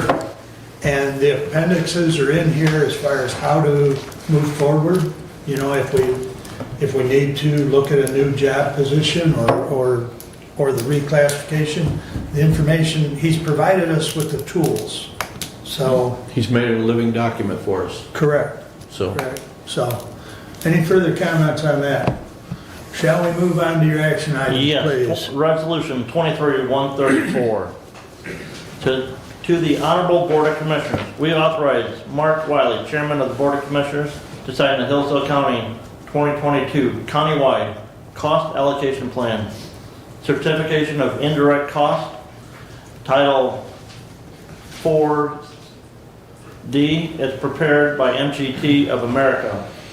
The plan identifies the cost of indirect services provided by central service departments of Hillsdale County based on actual expenditures for calendar year 2022, and is used to claim indirect costs as charges against grants and contract awards. Respectfully submitted, Brent your chair, and I move for adoption. I second. Commissioner Who wants to talk Engels, first, you Commissioner or- Engels asked to have this moved off of the consent, so I'm going to let him. Thank you. So this is the annual report of the cost allocation plan. When I saw it in the consent agenda at 155 pages, I asked our finance director many questions, and I did ask him to come today to provide a description of how we use this document. You're up, Derek. So, first of all, I don't know that we've ever had it in its entirety in the packet because we didn't have the capability somewhat before. So thanks, Abe, for being able to get that in there. But the reason we do this report is so that we can submit indirect costs for reimbursement from the state for Title IV D programs, which is specifically at front of the court, and I believe there are some at prosecutor's office as well. What the report does, or let's talk about how it's generated. So we submit all of our financial data to MGT. All of our costs, all of our assets, all of our insurance, liability insurance, employee fringes, everything goes to them. And they take a look at things that are indirect costs to the office. So things like, insurance, things like workman's comp, things like utilities, things like departments that reach out and kind of impact every department, like IT or finance or the clerk's office. And they come up with an allocation of those costs, and it allows us to capture quite a bit of additional money in reimbursement. Without the plan, we couldn't do it. So I think we pay around $9,000 for the plan, and we generate significantly more money in revenue from what it gives us. So that's just a basic breakdown of what it is. Thank you. Yes. Okay. Yeah. Questions, Steve? So Derek, how much does this get us back? I can get you that number exactly. I don't know it off the top of my head. But it's part of, we get around $600,000 on that program. And the indirect portion would be a portion of that. So it's a substantial amount of money. Yeah, yep, for sure. And I can remember when we implemented this a long time ago, probably even before you came on board, Yeah. Commissioner. It was already. And it made a significant difference in the dollars that we were able to capture. So it definitely is money. I mean, MGT, I think they're really the big dog in that portion. It's a tiny industry, but They also help us submit our claims. They help those offices submit their claims monthly. So the fact that they do our cost allocation plan, they're very aware of all the different areas where we can submit for reimbursement. it's one of these things where money's really well spent. We get a really good return on it. Okay. Very good. Thank you. Thank you. Any other comments or questions on Resolution 23-134? Roll call, please. Commissioner Langer, Yes. Commissioner Ingles, Yes. Commissioner Lanius, Yes. Commissioner Wiley, Yes. Commissioner Mensah. Yes. Passes 5-0. Please continue, Ron. Okay. As I mentioned earlier, we have that budget committee meeting on Thursday. One of the key things that needs to get finalized with that is where we're going with health insurance. There's a health insurance committee meeting tomorrow at 1 o'clock here in this room, looking at that. I know we've had some conversations in the past about that. We have got a rate increase from Priority Health this year, just over 5% increase. You know, I guess the concern I have is that cost difference, you know, that we're trying to make wages comparable.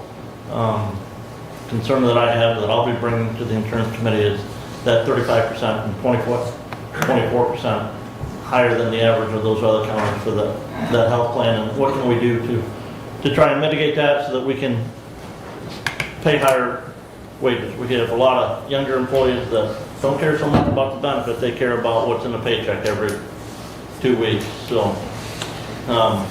Now, I am going to reference his report on the benefits because he also makes the comment that we have no short-term liability Yep. or life insurance. Correct. Whereas some of the counties he can't do. So do those offset since we don't have those two, but we're a little higher on the insurance? I would guess the group, and Derek, I don't know what our group long-term, group life plan cost at the sheriff's department is per person. It's like $10 a person. $10 person per month. Yeah. I'm just saying, that, you know, Those are, you gotta, you do. All those, right, all those benefits do come into play there. The health department doesn't have a meeting this month with Thanksgiving and Christmas. The October meeting there's no October meeting. We'll have a meeting in early November and then another meeting in early December. So there was no health department meeting. I wasn't not able to make the Wildlife Services Board meeting last week because I was in Lansing for training that day.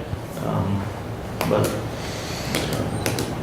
that is all I have right now. Again, we're meeting on Thursday to work on some of those finishing touches of the budget. We do have room in the budget for those paid adjustments as well as some other additional budgetary requests that we received from departments. you moved back to committee last meeting, the resolution concerning the Yep, request from the health department. yes. Is that ready to bring back? Not yet, no. And Okay, And that, just wanted to remind you. yep, yep. So again, it's not tabled, so it was moved to I don't committee. know, it wasn't tabled, you moved it back to committee, so I was just refreshing your memory. Yeah, I fully am aware of that. Okay. One of the, and one of the key things that I moved it back to committee for is generally we adopt that when we do the budget, because that figure then is in the budget as well, so. I'm okay with that.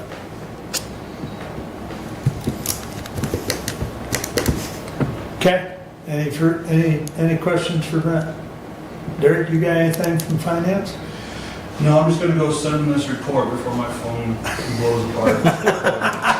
And, It's in the packet. no, This the report's not. the in full packet. report was not in the packet, it was a summary. You've got that with the salary figures, the revised one with the salary figures, so send that. Yep, And I'm gonna take the liberty to send the 3.7% Yep. scale as well. Yep. Okay. okay, thank you. All right, moving right along. I believe that brings us up to Steve. Yeah, I had one meeting canceled and one meeting rescheduled. I have a Board of Finance meeting was rescheduled for the 26th, so I'll be there on Thursday for that. And this afternoon I have Senior Center meeting. And other than that, I have been doing a little bit of inquiry on the OMI and in discussion with James Van Dorn. At our last OMI meeting, the board wanted me to bring a resolution to help support the ongoing testing for the OMI with USGS, and that is a 9-county shared cost, which would have been $4,200 to us if we chose to continue in that program. And so with that, in conversation with colleague James Van Dorn over in Lenawee County, we're kind of in question as to what has happened to some of the money that has been allocated to USGS, specifically $500,000 from the state of Michigan and the EAGLE program, as well as $1 million from the Ohio program. So at our next OMI meeting, there's going to be some tough questions to answer as far as what has happened to the finances for all of that meeting and where it continues on. And right now, they're scheduled to have 6 more wells in Michigan. As of today, they have not been done. So I will not bring that to the board until I get some questions answered about the finances for OMI in general and where their money is being spent and how it's being spent. So that's all I got for today. Then, did you give the next meeting date or no? They have not rescheduled that date yet Okay, for the OMI, but if you're interested in going, I will definitely forward that to you. please do, Okay. please do. Thank you. Any questions or comments for Steve? All right, Mr. Brad, you're up. All right, I'm gonna spend most of my time on trash. All right, Prevention Works, we met at our usual second Thursday, and we are beginning our planning for our second iteration of Experience Wellness. The event was very well received last year. That was funded with opioid settlement dollars. They're going to expend those funds a little bit differently this year. It's going to be on a grant basis. But we documented that project very, very well, and we think that we will be pretty successful with the Mid-State Health Network in being able to have more than adequate funding. We are actually looking for a larger location. Last year we held it at the Senior Center, and we actually did not have enough room for that. And so we were exploring the possibility of moving out to Camp Mishindo. Really nice setting, allow for some outdoor events as well, and so that will be interesting as that moves forward.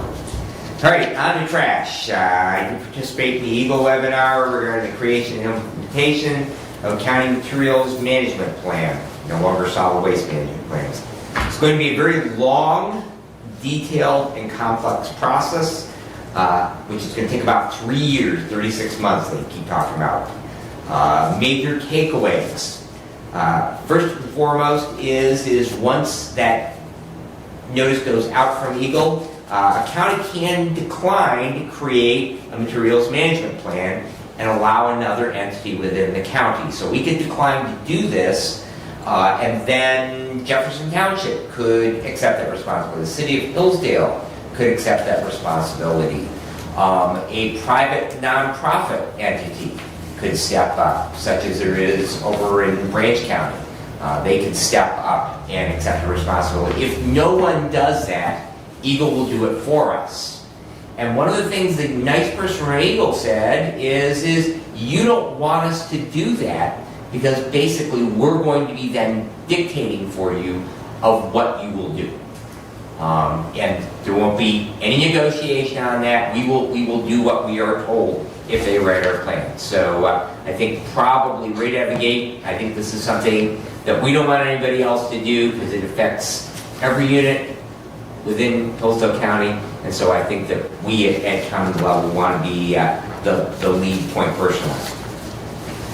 All right, so once we file our notice of intent, we will have 6 months from then to identify our CAA, which is our county authority, file our notice of intent, and complete an outreach to surrounding counties. They are really, really stressing cooperation with other units of government. Thus, if we work with another county, each county that works together gets an extra $10,000. There is a $60,000 grant. It's not up to, it is $60,000. It is renewable every year because this will be a forever thing. It won't be like when we did this previously where we developed a solid waste committee, they do their work, they submit it to Board of Commissioners, Board of Commissioners accepts that and then sends it on for final approval. This will be an ongoing thing in perpetuity, so there is going to be ongoing costs. It is, Commissioner? Continue, I'll bring it up. All right, no, that's fine. I'm just going with my takeaways from the nice folks at Eagle. My suspicion is that this will probably, because of the complexity of it, it's probably going to morph into at least a part-time position somewhere within county government or someone that we contract with to oversee this thing because there is a lot of moving parts to it. One of the things we are going to be required to do is we are going to be required to produce a county recycling guide. That will be of all of the recycling programs within the county. And the goal is to have a 45% recycling rate. In other words, 45% of the materials that are currently generated, anything from construction materials to household refuge, 45% of that by 2029 will go into the recycling stream. Once our notice of intent is filed, it starts a 36-month clock to complete the planning process. They have another work group session that is right now scheduled for November the 15th, although they have not set a definitive that's when they're going to do it. They put a placeholder in that. So stay tuned. Commissioner Wiley, as chairperson, you are the person that will be receiving the notice from Eagle. So once that hits your inbox, I would greatly appreciate that you share that information with me so that I can have an opportunity to review it if the board wishes me to continue to be the point person for the board as we move forward. We do. That it will be helpful to know that so that I can bring more back to the board. Yep. All right, Mark and I met with Judge Lisney regarding joining the new appellate payment system. We are the last circuit of all the circuit courts in the state of Michigan to join it. There has previously been an agreement in place that goes back to Judge Smith. Unfortunately, because of the way that was written, it basically was a fixed cost rather than an hourly billable rate. There were fewer and fewer attorneys that were willing, it's a pool of attorneys from all across the state to do these appeals, fewer and fewer of them that were willing to accept it. And so what this will simply do is that it will go to an hourly rate rather than a contracted rate per case. The budget effect is for the first 3 years, there will be a slight increase in our cost. We don't do a lot of these appeals. There are actually very few of them, and it's a pretty tiny amount in the budget for the county and budget for the circuit court. However, there will be an increase in them, but the good news is, much like indigent defense, Once we have a 3-year average of it, our cost will then in perpetuity be capped at that 3-year average. So once we have a cost, we will have an ongoing figure. So we probably, over the next 3 years, will see a bump up in what we pay out. But once we have that average 3 years from now, They're going forward, not back? They're going They're forward, going- not looking back going on forward. that full year? yeah, it'll be next 3 years. Yep. Yep, it'll be next 3 years. So, because the current system is a capped amount rather than, it's per case. So it could be a very easy, and they get paid $800, and it can be very complex, and they get paid $800.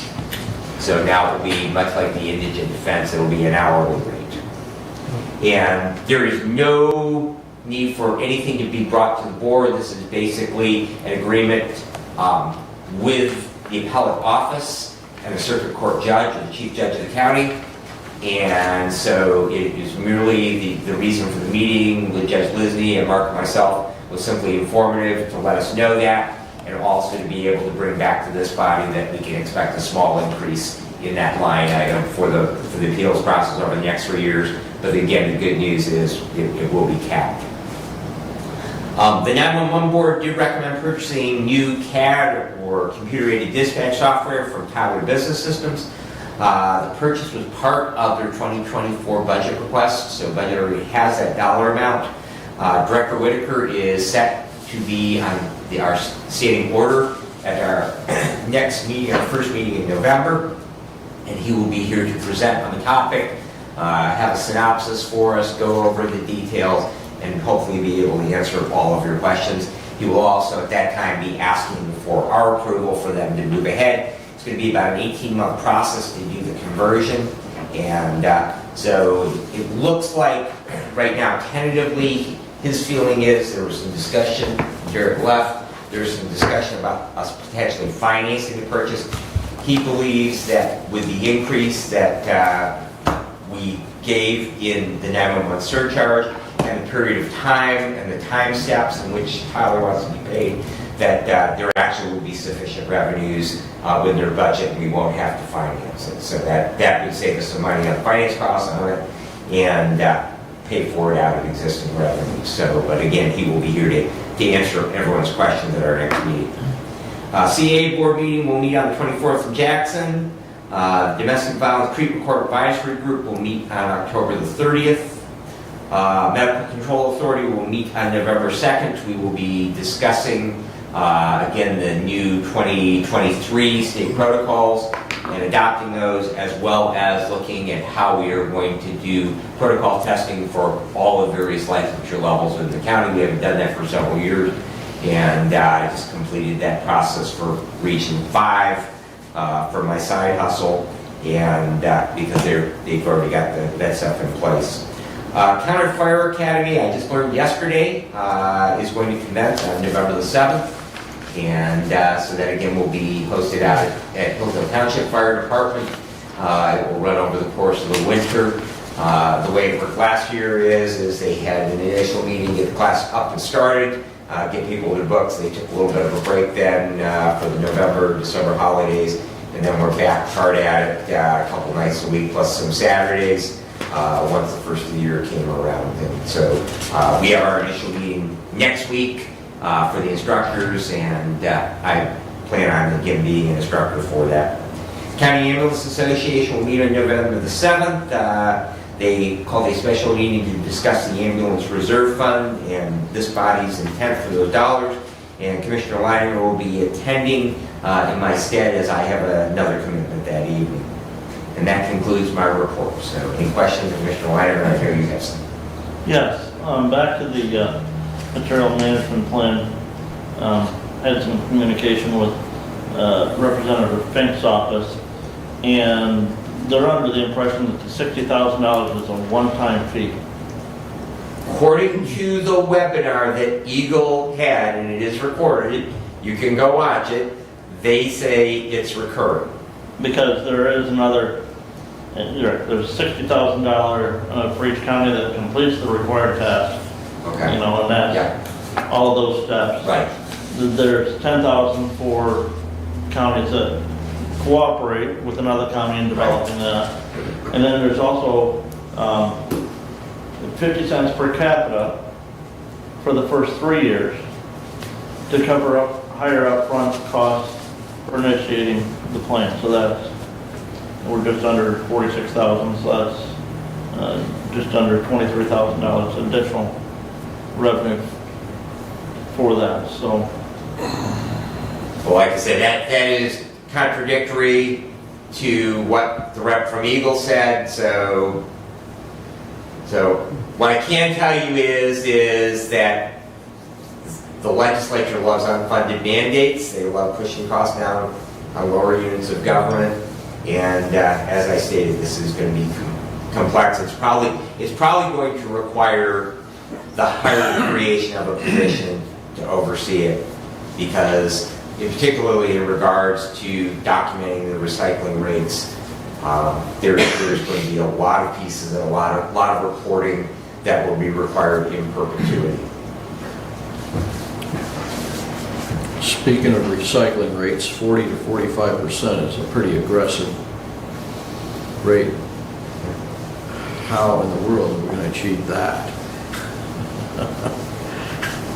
It will be very, very interesting. I was just I mean, talking with a friend of mine who has a place in very rural northern Ontario, and they have mandated recycling, and they still haven't figured out that it snows there for about 9 months out of the year, and the bins that they provide don't have tops on them, and they pick them up every other week.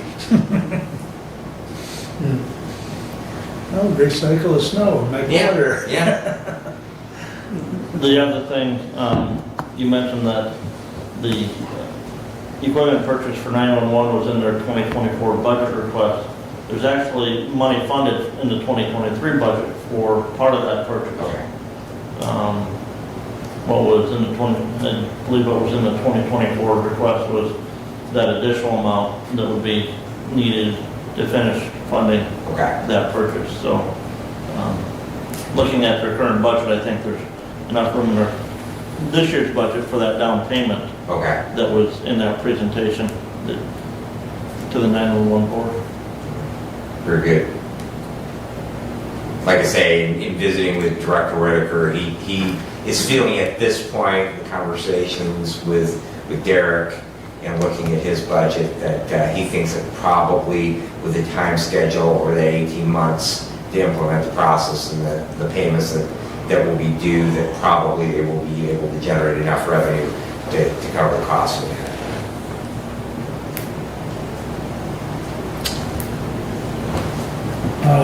Back to the appeals, even though we don't have very many, our lawyer pool is limited, and by joining this, wasn't it a region that? Yeah, it's a region. So we would be part of a region that there's attorneys in that whole region that can be selected from to handle the appeal. So that's kind of another benefit in a way. Mm-hmm. So I thought there was a map in that material that he gave us, but I couldn't find it. I don't see it.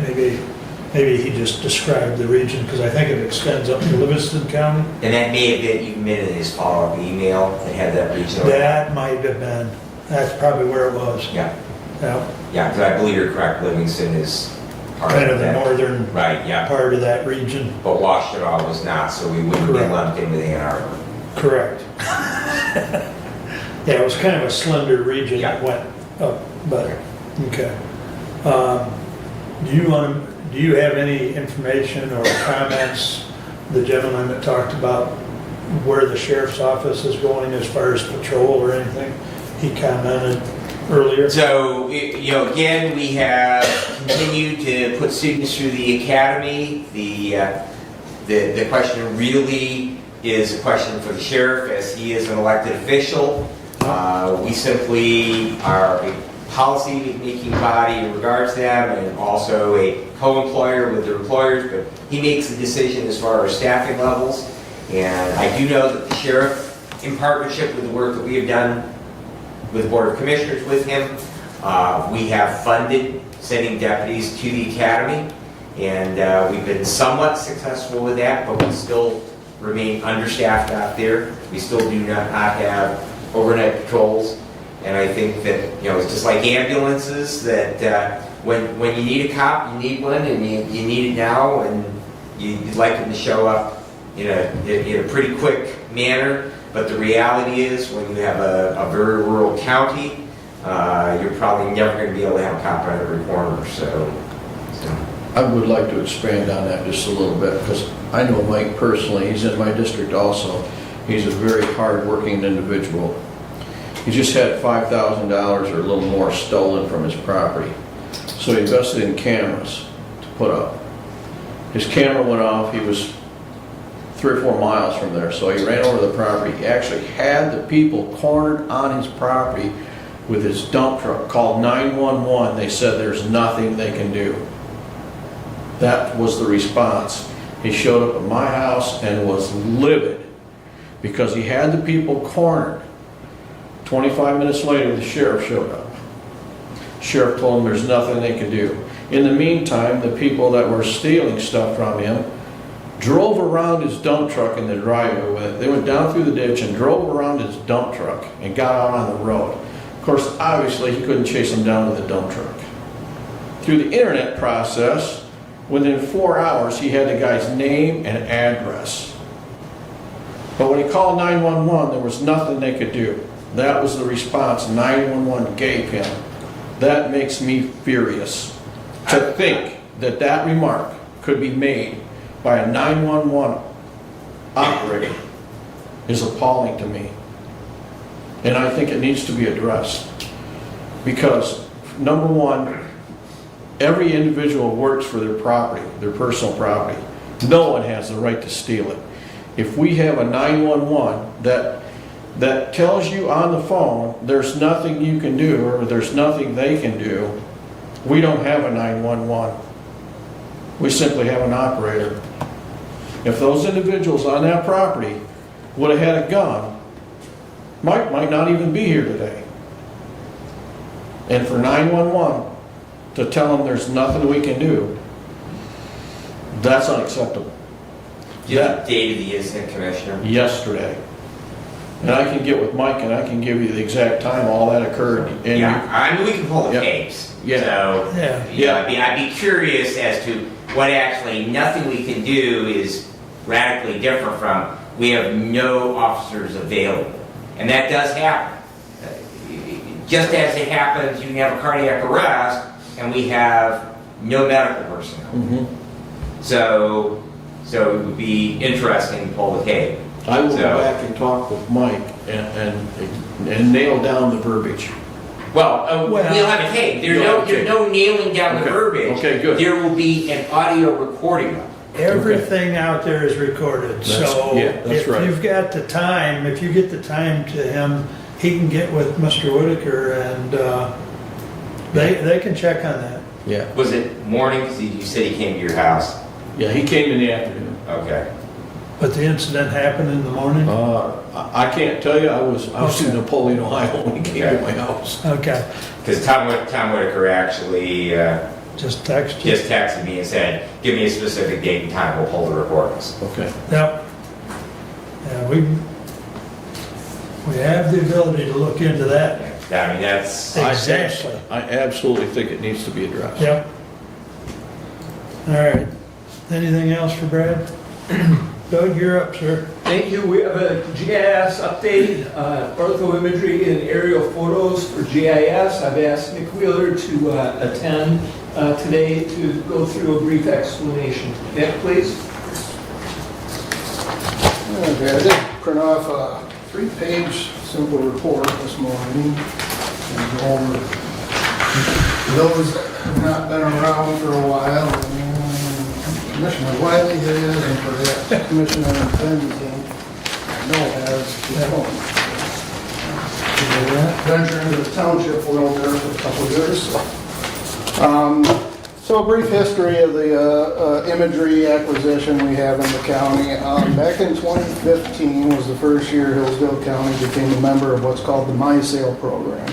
That's the Michigan Authoritative Imagery and LiDAR program. Essentially a statewide initiative to capture imagery throughout the state on a regular cycle. So 2015, as part of that, we got a reduced rate on a 12-inch product. We were scheduled to get it anyway. This program made it possible for us to acquire imagery, high-resolution imagery at a very reduced rate. Moving ahead in 2018, the program changed a little. And in 2020, when it came around for the next aerial acquisition for Hillsdale County, as part of that, we entered into a data sharing agreement. So we share some of our GIS layers with the state of Michigan for state of Michigan use only. They do not make it available to anybody. They abide by our enhanced access to data policy that we have here in Hillsdale County. So they only use that for internal state purposes. And as part of that, then, the program in 2020 and moving now, it's a 4-year cycle now. As part of that program, at no cost, we get a 12-inch product. In 2020, we decided they also have buy-up programs to a better resolution than the 12-inch. And in 2020, we entered into that agreement and purchased it, that agreement on a countywide basis at $85.84 a square mile. And that was able to be funded directly through the aerial replacement fund that gains revenue on a daily basis, essentially through the sale of maps and data that is provided from our office and the local jurisdictions in the county. So like I said, we were kind of on a 5-year cycle, but a couple months ago I learned now we're on a 4-year cycle. So once again, we have that opportunity to buy up to a 6-inch. We'll get the 12-inch as being a partner in this program. And like I say, there was a resolution in 2019. We entered into that data sharing agreement with the state. That is good until we opt out at any point. So what I'm here today is not necessarily to put this into concrete. It's just to kind of get a consensus is, are we content with the 12-inch, or do we want to consider going up to the 6-inch? And then what I want to do is, and that's why I'm here to get a consensus today, whether we do the 12-inch or get the 6-inch, what I historically do is reach out to the local townships and cities and afford them the opportunity to purchase up in their areas at their expense. So that's kind of what I'm here today, is just to kind of get a consensus that that is something that I would recommend we do it. The funding is available. We don't have 100% of the funds in the account right now, but by this time next year, when the final check will be due, we're on track to more than meet that goal. So that's what I'm just here today, is to kind of get the consensus of the board of what direction you would like us to go. Like I say, I would recommend that fund is there. If we don't use it and just go with the 12-inch, it's going to continue to expand over the next few years. So, but that is what the fund is there for. Many years ago, before any of us were involved, the local townships and cities and the county got together, purchased imagery, and as part of that, they entrusted the county commissioners at that time to take funds from that imagery, and through the sales of products throughout the years, keep that funded. So essentially 20% of every map we sell in our office goes to this fund for this purpose. So that is what I'm here today on behalf of Commissioner Ingalls to ask what the board's pleasure is and direct me which route you want to go. Move I ahead. think Derek's got a question. Say again. When do we have to decide on that 6-inch by? It's usually by January, so there's no great rush on it. I looked at it in 2020, or 2019 actually. It was December when we confirmed it. I'm waiting on an official quote by the state for the 6-inch buy-up. Obviously the 3-inch, if you look at page 3 of the pricing, the 3-inch is way out of our price range, unless you want to find it, which, listening to previous commissioner meetings, I'm guessing that's not an option, so. Nick, go ahead. I'm sorry. Yeah, I know we've talked about changes to our GIS system as well. What imagery do we provide in the free In the free, Yeah. that is basically kind of what you'd see on Google. Okay, but it's not this 12 inch or 6 inch? No, imagery? the 6-inch we got in 2020, you have to be a subscriber and have a login to view that. If you zoom in, at the countywide level, it's the generic brand that's out there for the general public Okay. to download, or you probably see on a Google or a Bing or something like that. And I guess, thinking about that, is there a way that, you know, and I know we've talked about different ways to do that GIS, if we have a subscription or if it's a fee for print, you know, because if somebody wanted that for inch, if we could charge an adequate fee and those, you know, even for somebody that would want to look at that privately and on their own computer and print that, if we could charge the appropriate fee, you know, the higher resolution, the better at times, but yeah, I see no problem. And keep in mind, 3 inches purchased generally on a local, like in 2020, the city of Litchfield and the city of Hillsdale bought up to a 3-inch, where the rest of the county was 6-inch. Prior to that, Somerset Township, city of Hillsdale, and the Litchfield bought up, Somerset bought like the northern half of their, kind of along the lake areas. They bought up in 2015 at a higher resolution. So if someone buys up, we would purchase the 6-inch for this entire county, and then a local unit of government would purchase their section, their township area. Yeah, there or has to city. be a minimum of 10 square miles, so. Okay. Like city of Reading's 1 square mile, for them to buy up 10 miles, pretty much they probably want to partner with the Reading Township at that point. City of Litchfield, like I say, they kind of then approach into much of Litchfield Township. So the other question that I had is, you and I have spoken about the quality of the imagery of the 12-inch is much improved over even what the 6-inch was previously. Yeah. Is 12-inch sufficient for, you know, what we want to do? In many cases, it is. Yeah, many people like the higher resolution because it's a lot more crisper. But yeah, the statement I've made, if you look at our 2015 12-inch imagery, I contest that it's better than the 6-inch that we paid for in 2010. That's how much and if you look, the price actually in 2020 when we purchased up, it was $85.84 a square mile. And that has been reduced down to $56.48, so almost $30 a square mile less. And that's just the technology's better, but the competition is even more there in this. And that's what I believe has probably driven the price down. Has the obliquing issue gone away, Nick? The what? The obliquing issue, it used to be when we would go up to the higher detail that we get a lot of obliquing on it, so we really, Like leaning of buildings and Yeah, stuff. yeah. That's kind of hit or miss. It just depends where the plane is flying at any given point and how far a building is from that path of Okay. where it's flying. You're never going to do away with 100% of the leaning. I didn't know if they, you know, you using the, you know, computer enhancing to fix some of that now, or. I shouldn't say that because I'm not an expert. I was just gonna say, we do have the better technology, Yeah, but yeah. it's not at this level. Yeah. Because there's some imagery I've seen, and that's 40-year-old imagery through the military, that's Yeah. better than, Yeah. yeah. Blackbirds could read license plates. Well, and that's the scary part, that, you know, the imagery is out there one way or the other. From 80,000 feet at Mach 4. Something like that. Nick is asking for It's all been consensus. classified now. So. Nick is asking for consensus, and I would say to Nick, from this commissioner, to move forward. I'm good with it.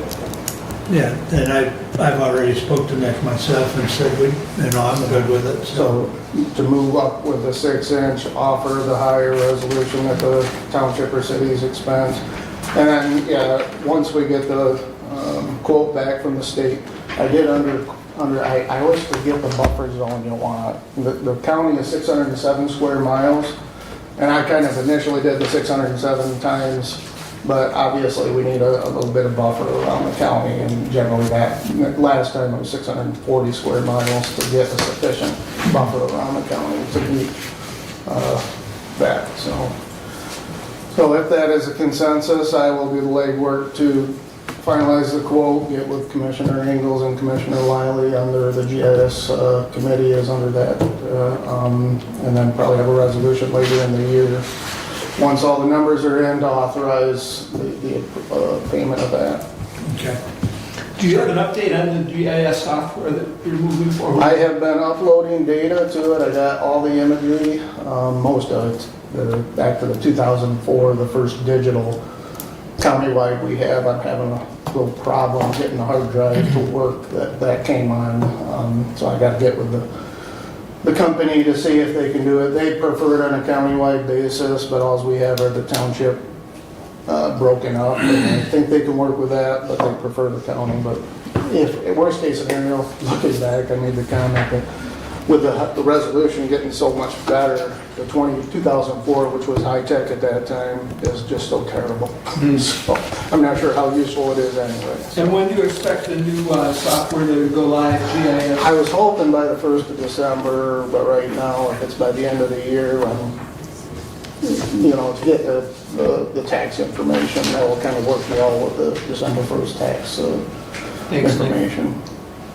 So, and all this imagery, unlike the current website, like I say, except for possibly the 2004, will be available on the new version.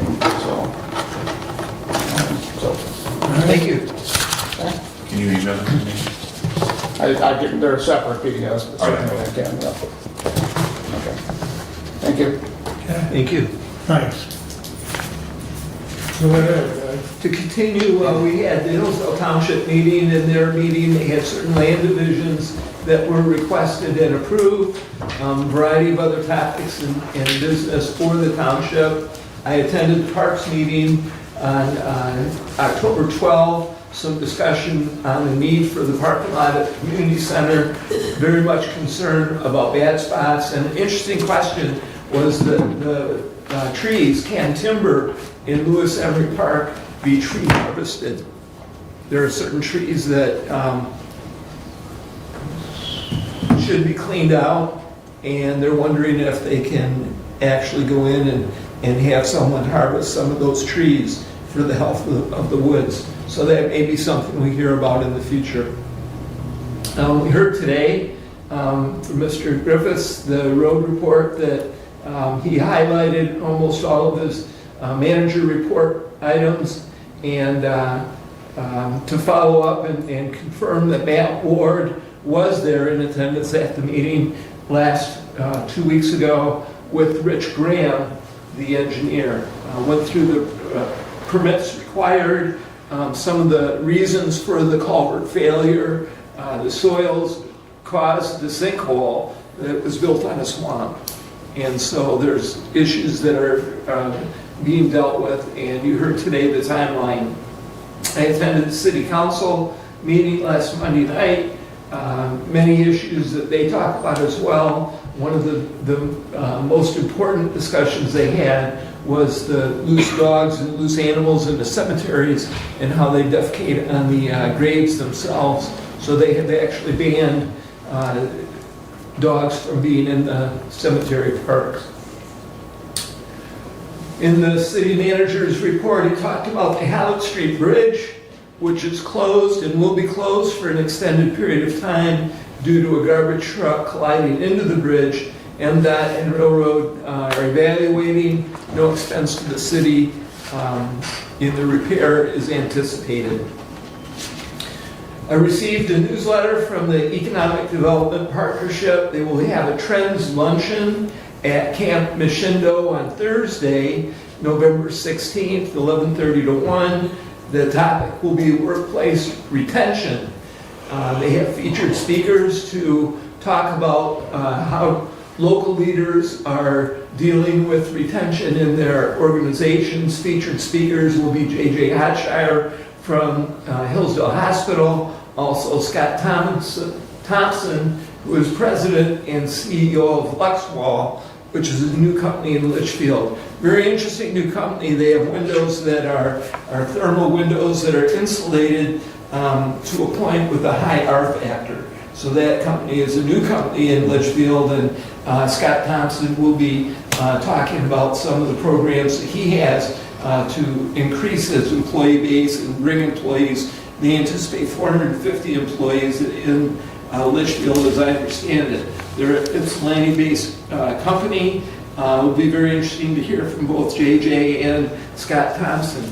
From Michigan Works newsletter, the October version of their newsletter, they discussed monthly workshops. They have a wide variety of interactive classes to help anyone become ready for employment, even if you are experienced or if you are considering new employment for the first time. They have workshops available. They talked also in this newsletter about Michigan Reconnect as a scholarship created by the state of Michigan that fully pays for in-district tuition at a community college.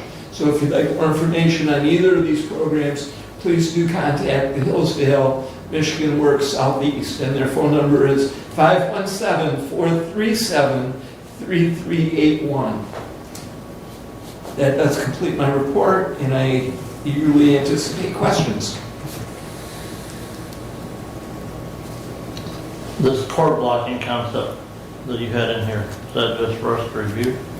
That is information for to have in our packet for the public as well, so that they can see what we've got under consideration. No action is required. Our facilities director is doing research right now, and we will have something that will require action, but at this time, no action at all.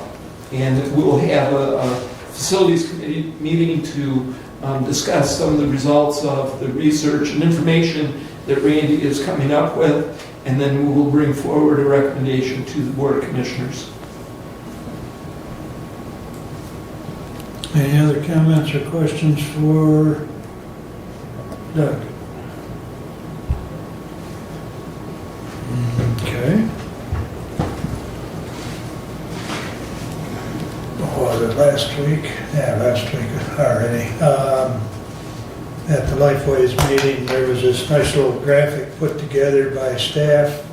CCBHC demonstration site is now what Lifeways is, and I'll just read you the real short explanation of what is a CCBHC.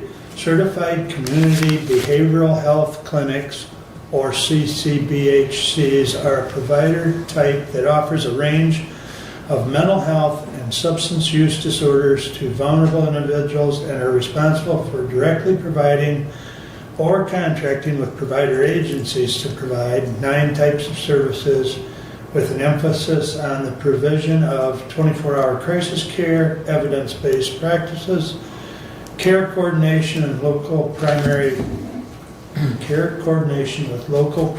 care and hospital providers, integration of physical health care.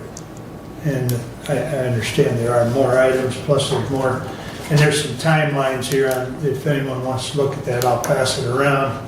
And I've also asked Shannon, and she's more than able to comment on that issue of CCBHC as well, but I also wanted her to make a comment or two on 211. So I will turn it over to Shannon for a moment. Hi, good morning. 211 serves 10 counties in Michigan and provides a one-stop call for individuals who need assistance with community resources and to meet basic needs.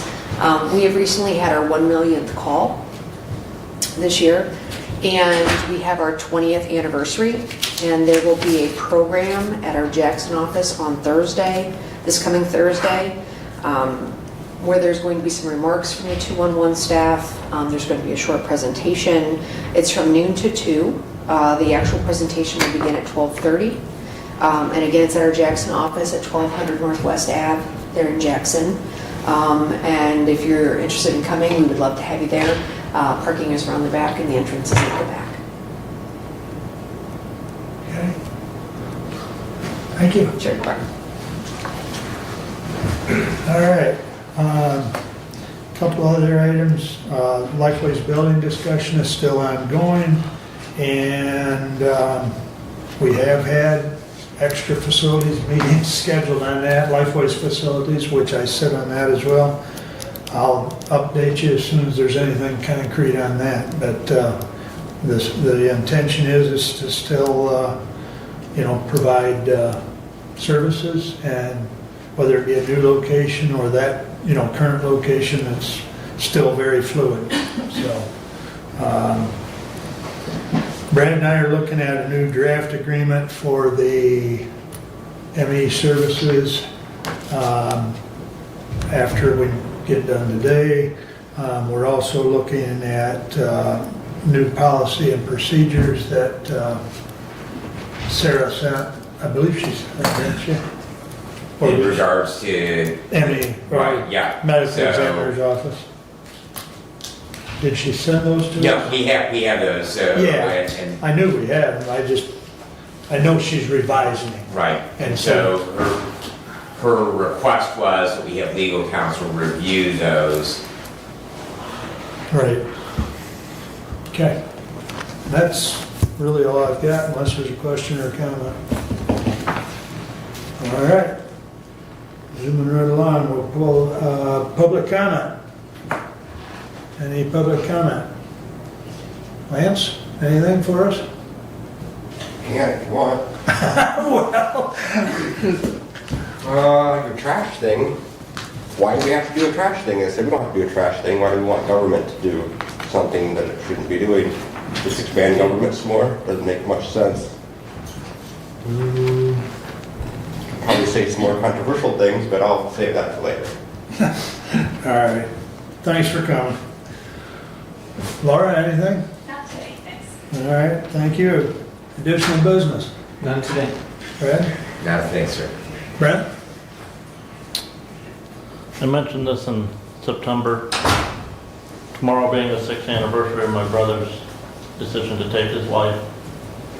Never a good ending. 988. 988. Anybody contemplating self-harm? Know of somebody needing treatment or care or thoughts of self-harm? Reach out, get help.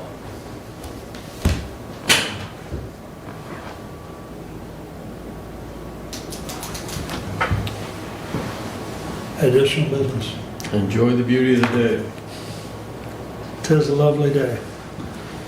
And with If I that, may, Commissioner, one thing, we need to follow, I believe we should follow up my motion earlier regarding the classification in wages with the resolution at our next meeting. yes. And Put we it can- on file. And we can make that wage schedule on that list of job descriptions, or list of positions, the grade in the new step part of that resolution. As an attachment. Yeah. Make sure you get with Abe as to. Yep, Derek and I will get Because that. do you want that entire packet attached or No. just that? Just that. Schedule, okay. Yep. Make sure you get with Abe on that, and that can be in consent agenda since we've already voted on it. So, all right, with that.